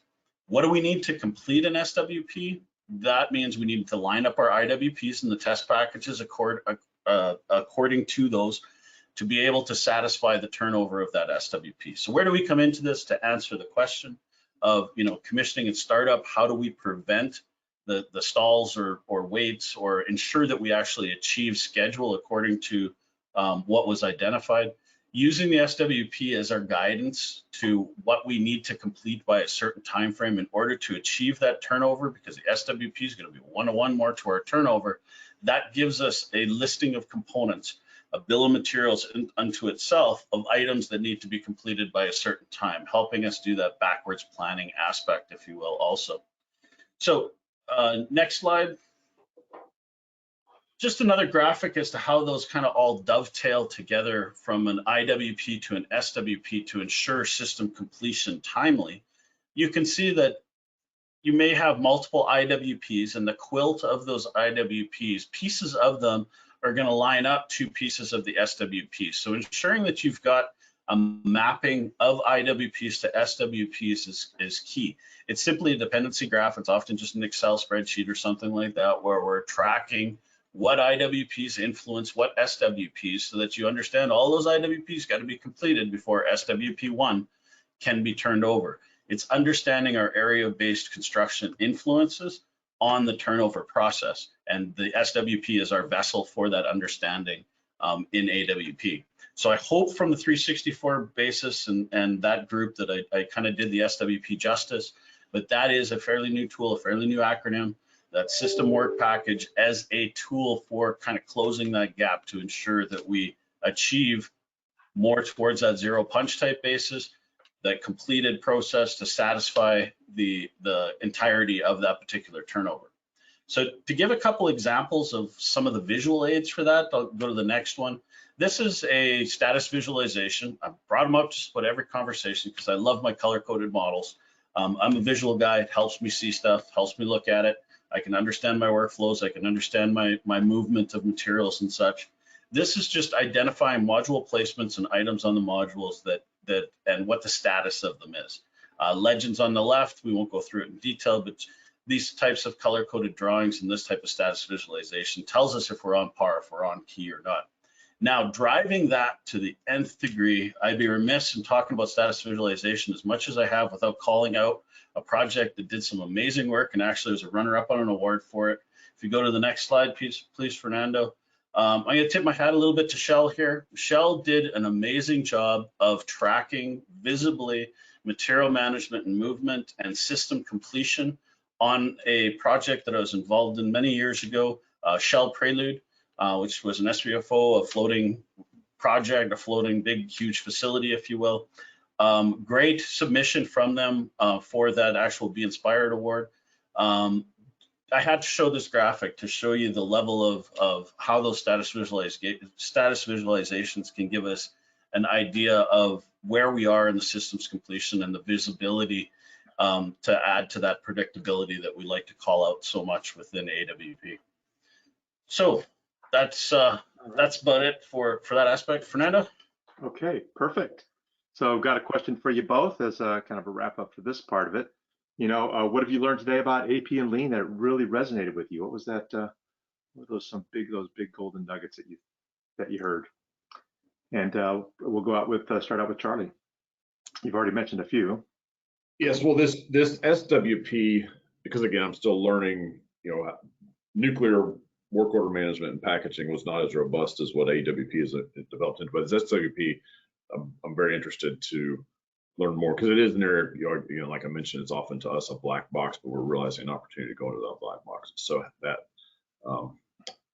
that's one that definitely jumps out and comes to mind. And then I'm reminded of, this wasn't learned new today, but Robin's examples were phenomenal of that data connection, the more robust data attributes of AWP, and then how they're visualized on the model. You know, we do model visualization, but we still do not have that data maturity. So it's something that we can definitely aspire to and learn from the path to get there from AWP. Wow, I like that term, data maturity. That's good, Greg. Yeah, that's a good one. Robin, what are your thoughts? I think one of the greatest things that I saw from Charlie and moving through was a lot of the graphics he showed of the iterative processes of just getting better at what we're doing. We, through our constraint analysis process in AWP, we do multiple passes of that, but we don't do a good job of passing on our lessons learned and the aspect of how we can do that better on the next project. And I think from everything I've seen, Lean gives us much better tools than what we've been working with for capturing those things that we don't want to do again. Because we tend to reinvent the wheel per project. So a lot of projects you can just about predict the productivity just by the type of project is and what the last one was. We need to do better. We need to continue to use a Covey term, sharpen the saw, and move forward with it. And I think Lean does a much better job than we do in industrial construction with that. All right. Well, perfect. I appreciate that for you both. Thank you. And I think we're going to turn it over to Lloyd now and look at some Q&As. Yeah, Steve, could you throw up the Q&A slide? And I think what we'll do is we'll start with the poll and then go back to the Q&A after. So, Sure. Steve, can you put up those poll questions that we used last round? Perfect. So we really want to hear from you what you've gotten out of the how AWP and Lean plan. So can you share with us the golden nuggets you took away from this session? And we'll wait until you've given us your input, and then we'll comment on it a little bit. We creating the word cloud here, are we? We are creating the word cloud. Awesome. And I bet toilets won't show up in this one. I guess we missed it. That was a big takeaway from the first one, funny enough, right? Yep.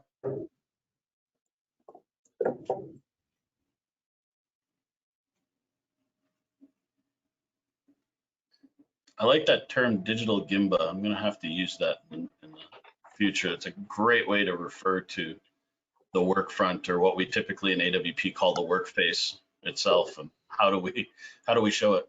And there it goes, showing up big. I think it may have had some reinforcement. Maybe a little bit. But It's one that, as I looked at lean for construction versus what I'd learned with lean for manufacturing, supply chain, aerospace, that was a thing that was kind of missing. That was the aha, like, okay, there's a real value if we can do this digital prototyping. We can now do the Gimba. Yeah, I think from my point of view, the small batch descriptions that you gave really helped to tie it back to what we consider the IWP, that installation work package, because I'd heard them considered in the same room together before, but I think the way you did it was, it brought that more to mind for me, made it a little easier to visualize. Lots of path of construction in there. That's good. I harped on that a little bit.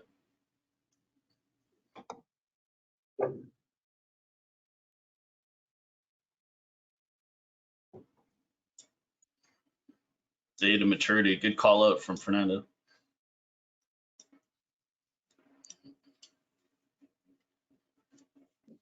Give it another minute or so.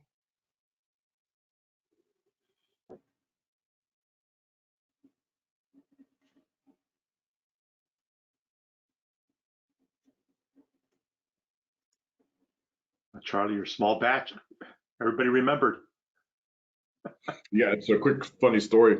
My daughter was struggling to get ready for a violin recital, and I have nothing musical in me at all, except when I went to India, I learned I actually can dance, but different story. But what I was able to do is say, okay, I have no idea how to coach her on this, except maybe she can small batch her preparation.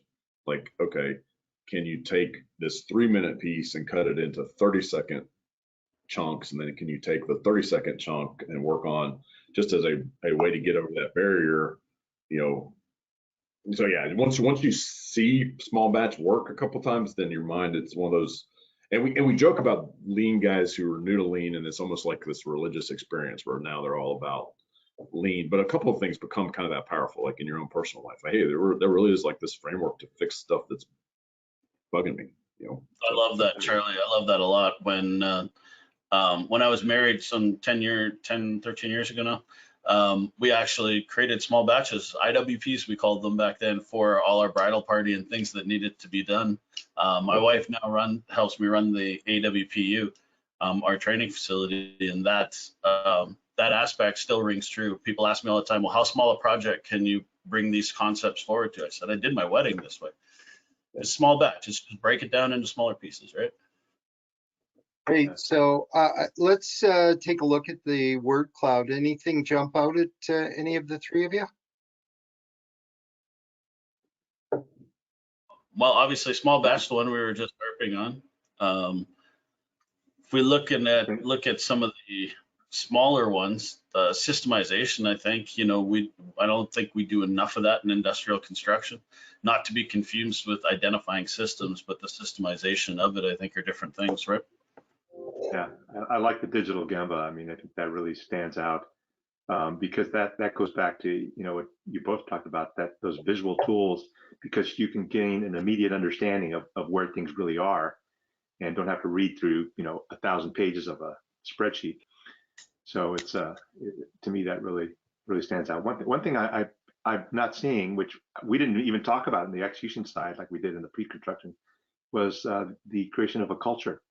In a especially from the lean perspective, that was one of the first experiences I had when I went out to England on a fairly substantial project out there, transportation project, and you know, as we were involved with it, and I said, how's the lean construction process going?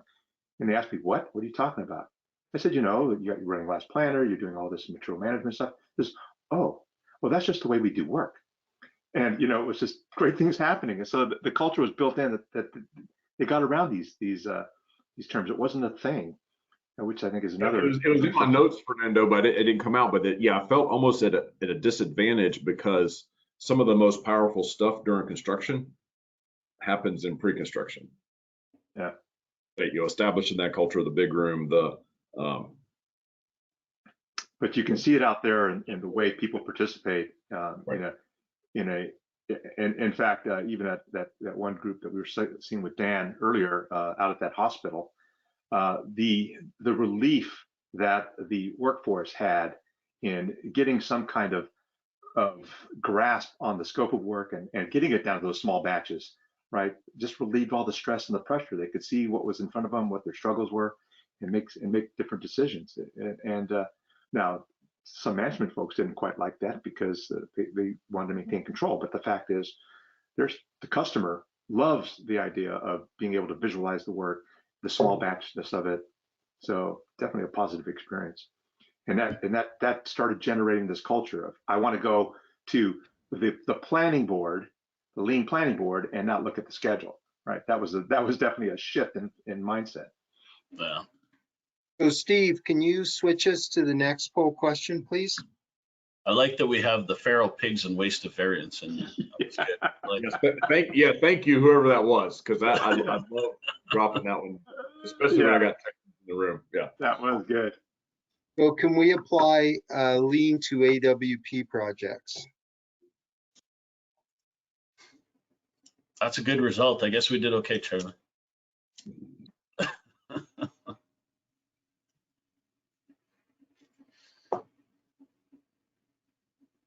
And this is just a personal observation, but I think we've heard people say, well, lean is about culture and about people. AWP is about processes and systems. And I think the more deeply we delve into it, the more we see that both of us have those characteristics. The AWP has some lean characteristics. Lean has some AWP characteristics, but they definitely aren't the same. I've had people say to me, well, you're doing AWP, that's just lean, isn't it? And got to say no. And lean people say, well, you know, we're doing lean, so, you know, why would you bother with AWP? They're the same. They're not. So complementary, but not identical for sure. This is really, I think, pretty interesting. Yeah. Let's take a look at the next question. This is the flip. Can we apply lean to AWP projects? Hopefully this goes as well. There you go.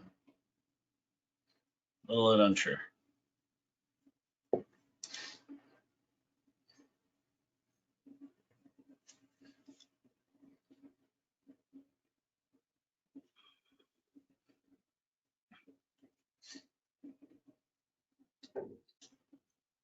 I think you're going to have to get this in the white paper, Fernando. I think so. No, this is good information.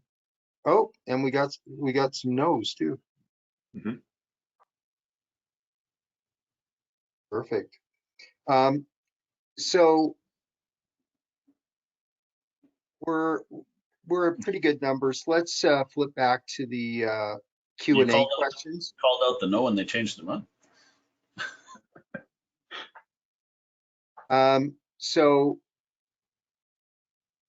I'd like you to do your voting on the questions because I know we don't have enough time to cover the whole thing. And while we're waiting for that, I can give you a freebie. The very last question there about I missed the zebra story. Can somebody post the story? It actually wasn't a story. It was a picture of a lion and a zebra hugging. And the caption was, "Can't we all just get along?" And that was credited to Eric Pravella. So Yeah. we can take that one off. There you go. Okay, so let's go to the first one. What KPIs do you use in AWP during fell feed? And if you could explain what fell and feed are. Sure, I've talked a lot. Fernando, you're on the panel now. Give her. It's all yours. All right, yeah, so from the ADP perspective during FEL is front-end loading or detailed engineering and design. So we like to use, at that point, we're really starting to focus on what CWPs are, construction work packages, right? So we want to know how they're being developed, but most importantly, from a CWP perspective, it's that point where we're from front-end engineering and design, we are handing over the CWPs in a highly ready state to the construction team. So we can measure and we can visualize the readiness of those CWPs. All right, what is stuck in engineering? What is not in vendors? You know, right before that handoff to construction, we can go through and look at all the data and say, yes, all the boxes are ticked, all the engineering's ready and it's been vetted. You know, all the materials have been ordered and will be on site, you know, in time for it to be used in the field. Right, all these conditions of satisfaction, in other words, can be satisfied and ahead of construction, and it can be prioritized. Right, so you know, what are the EDPs? What is the status of EDPs? What is the status of PWPs and POs? All can be used because it's all data. Great, thanks for that. I figured down that one, calling you out as a CWP release plan expert. So, all right. Yeah. So Steve, can you close that one out? And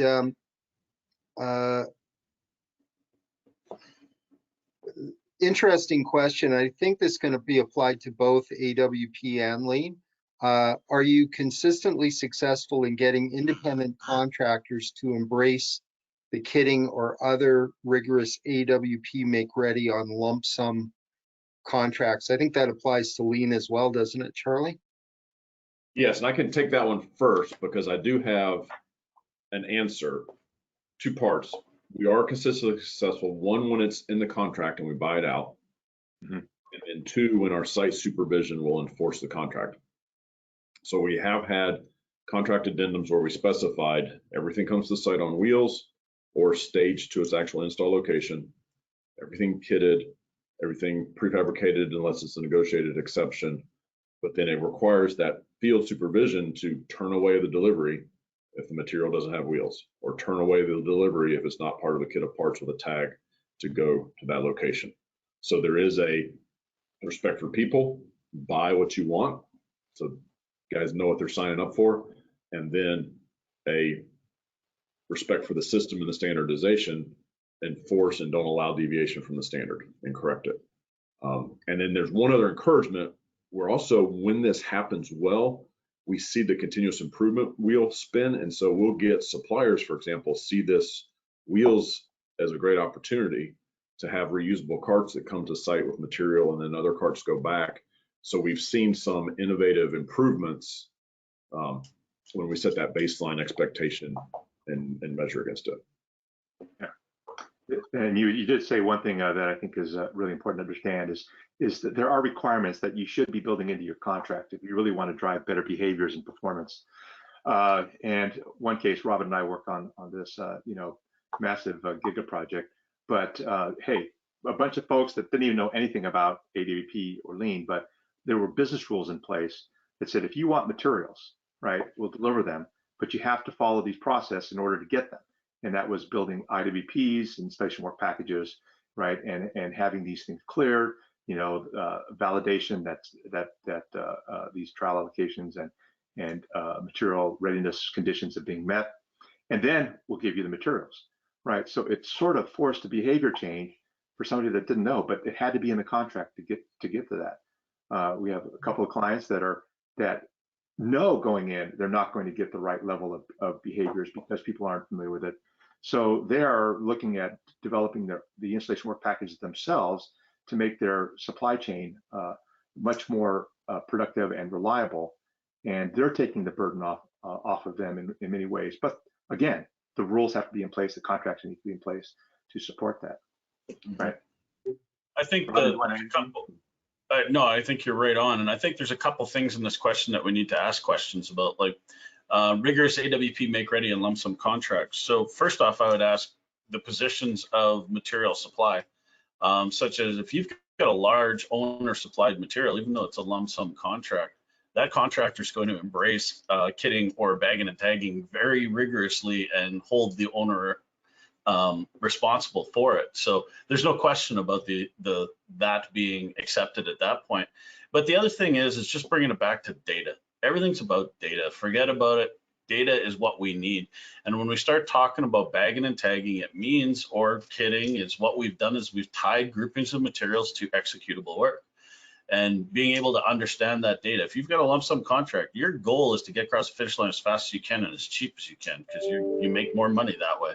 It's not like you're sitting back trying to change order to death the owner. This is, you got to do what you got to do and get there as fast as you can. That type of data management is going to give you that benefit and turn your model green, you know, to use the status visualizations that we just showed a bunch of to open up work fronts. So we're at 1 minute 2. I want to ask one question, and then what I'm going to suggest is there's a break coming up. If you're willing, we can continue answering questions and people can go to break if they want, or they can stay.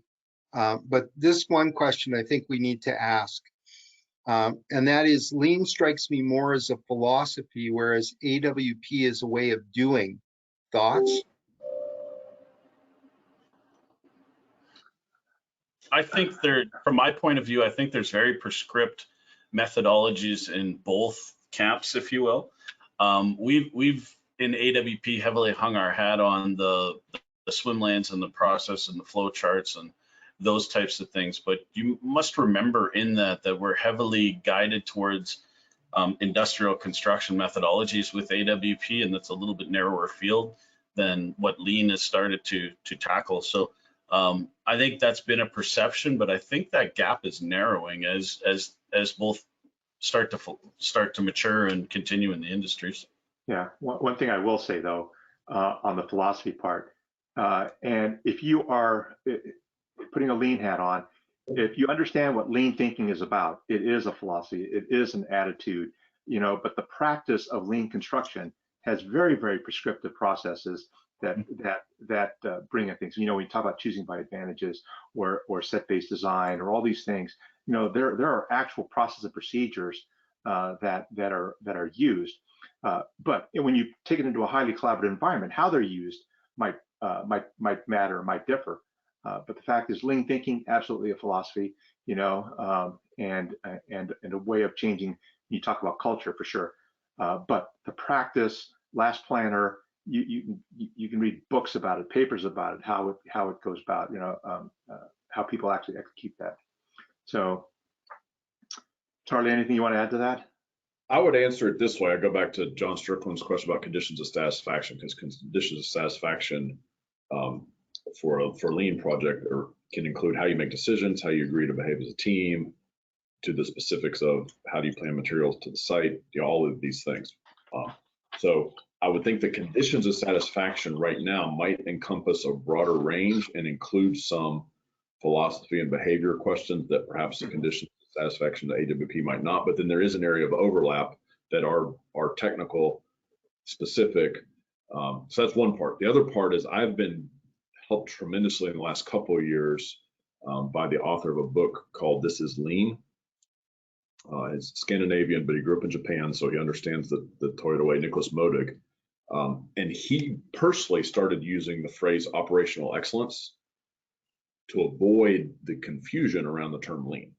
You know, you ask 10 people what is lean, you'll get 10 answers. Operational excellence would come very much more clear. And there, his application of operational excellence is very specific, includes both philosophy and tangible action. You optimize for flow and not for resources. You optimize the whole system. You do not allow for individual islands to optimize, and you prioritize learning. You do not prioritize performance. So that, to me, maybe is a good way to for each of us begin to understand, lean in its own way of how do we specifically identify what is we're after, operational excellence, and what are those key ways to get there. That will include lean practice, AWP practice. Yeah, one thing I was thinking about when you mentioned small batches, I asked a question, and I don't know if this is relevant or not, but the question was, I was asking myself, if you need to make a decision, right? That's the question. You're going to make a decision. If you need to make a decision, how would you make the best decision, right? And that would take into account your approach, what philosophy you is, how you feel about things, what you know, your understanding. And so, yes, I can make a decision because that's what I've been trained to do, is make these decisions, and I'll just make it for everybody. Versus, how do you make the best decision? I'm not going to answer that, but it would go. Let me come back now, and I'm going to argue strongly against myself, and I love doing this. So, argue. If the two pillars of lean are respect for people and continuous improvement, it may be that AWP demonstrates more real respect for people than much of lean construction, because we often say it is not respectful to a worker to show up to a job site and not know, number one, what does a successful day look like? To just show up and be uninformed about overall objectives and that day's objectives. And then number two, to not be able to execute safely a good day's work. So AWP's focus on the work face is a more tangible, concrete demonstration of respect for the worker, perhaps. Wow. That's a good observation. An interesting one, yeah. So, Bob, can you come into the room now? He's been waiting. I know. Lloyd, I hate to do this to you, and you can tell me no, because you're good at doing that. But the next question in line here intrigues me, because it's been a hot button issue within the AWP world for a long time, and I'd love to get Charlie's take on that. Oh, I would too. And what I was going to suggest is that Bob call the break, but then we'll stay here and answer the remainder of the questions for anybody that's interested. Let me suggest something different, though. Let's go to 15 minutes to the top of the hour and then totally break, because otherwise I think some people will not be able to join us for the closeout. I think the closeout's important. So let's go on for another 9 minutes, take as many of those questions as we can. And then any of the questions that are really important, we can pick up in the closeout session, because we do have time for more questions. Thanks. Okay. Thanks for that suggestion, Bob. So let's go to the question you were asking about, Robin. This is the one on talk time, and also what is an ideal package size in AWP. And I know this is a hot topic, so who would like to start? Maybe Robin, why don't you start with what's an ideal package size, and then we'll get Charlie to jump in on the concept of the 1 week TAC. Yeah, that's a great idea. So I'll give the perspective of why we keep saying it's a hot button item and such. So back when 272, about 15 years ago now, was issued, the definition of an IWP was listed as 500 to 1,000 hours, which was meant to be a guideline. It also said several other things, like, for instance, for the duration of a basic turnaround for your shift, those types of things. But the one thing that everybody hung their hat on was that 500 to 1,000 hours. Unfortunately, there was projects out there that went crazy through a model with a cookie cutter, said 500 hours, that's our work package, without real thought to the assignment of materials. So we very quickly went back on our heels and said, okay, we need to give more definition around that. It is not a cookie cutter. When we said 500 to 1,000, we were saying it's a range based on what makes sense. So we've recently rewritten the definition of an IWP as being a tangible grouping of items that can be executed within a reasonable time frame, typically set to a shift or 1 week's worth of work. IWPs can range anywhere from a size of 40 hours to 5,000 hours, depending on the type of work that's being executed. If we're going to set a baseline median, then it's in that 500 to 1,000 hour is where the median should fall into. But it's basically you want a single crew to be able to execute an IWP for a set duration of time from start to finish without stop, right, is the definition to follow it. So single crew, set duration of time, start to finish without stop is the definition of what should go into an IWP. Not the 500 to 1,000 hour thing, but those 3 items is really what we're hanging our hat on now, but it's created some heartache. And there's been some projects that have gone a little bit sideways because of it, because there was more thought given to the size of a package than the contents.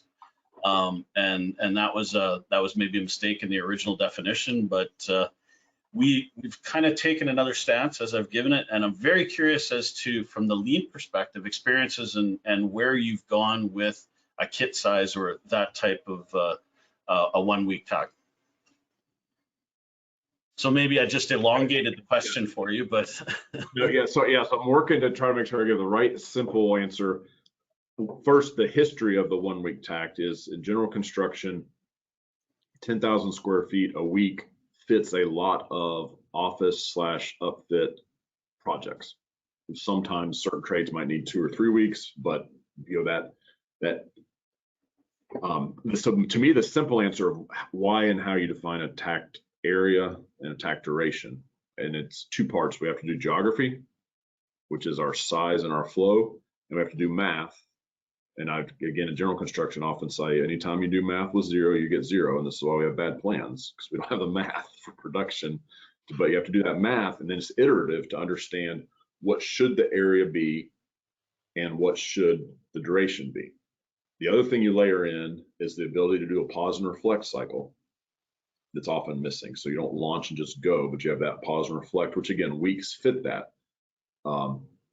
As teams mature, you also introduce this fact that anytime you can shorten the duration and the area to bring in the next car more quickly, you're going to shorten your completion. So you gain free acceleration if you're mature enough with the logistics and everything else to accommodate that higher frequency.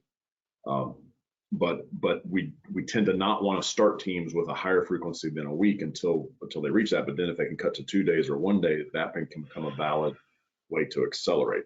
So, and then one other nugget, and then I guess I'll come back to what we see as ideal is that as I've kind of I realized what we did in nuclear, we did 1 hour tacks, and then we went down with crane hook time to 5 minute sometimes to understand is we've got to define the problem at the right level of complexity to solve it. Then we have to take all that hard work and we have to make it simple enough for the trades. If we skip that problem complexity and we jump straight to simple 1 week colored cars, we get a train wreck. It's happened over and over, and that's where I get back to that. We need the math. But what I've now learned from watching back actually some videos from 2017 when the guy from Germany, Anders Blue, talks about tact, was what he said over and over is, wait, stop, because we're doing a simulation. We can see the deviation from the standard and we have an opportunity to correct it or to improve.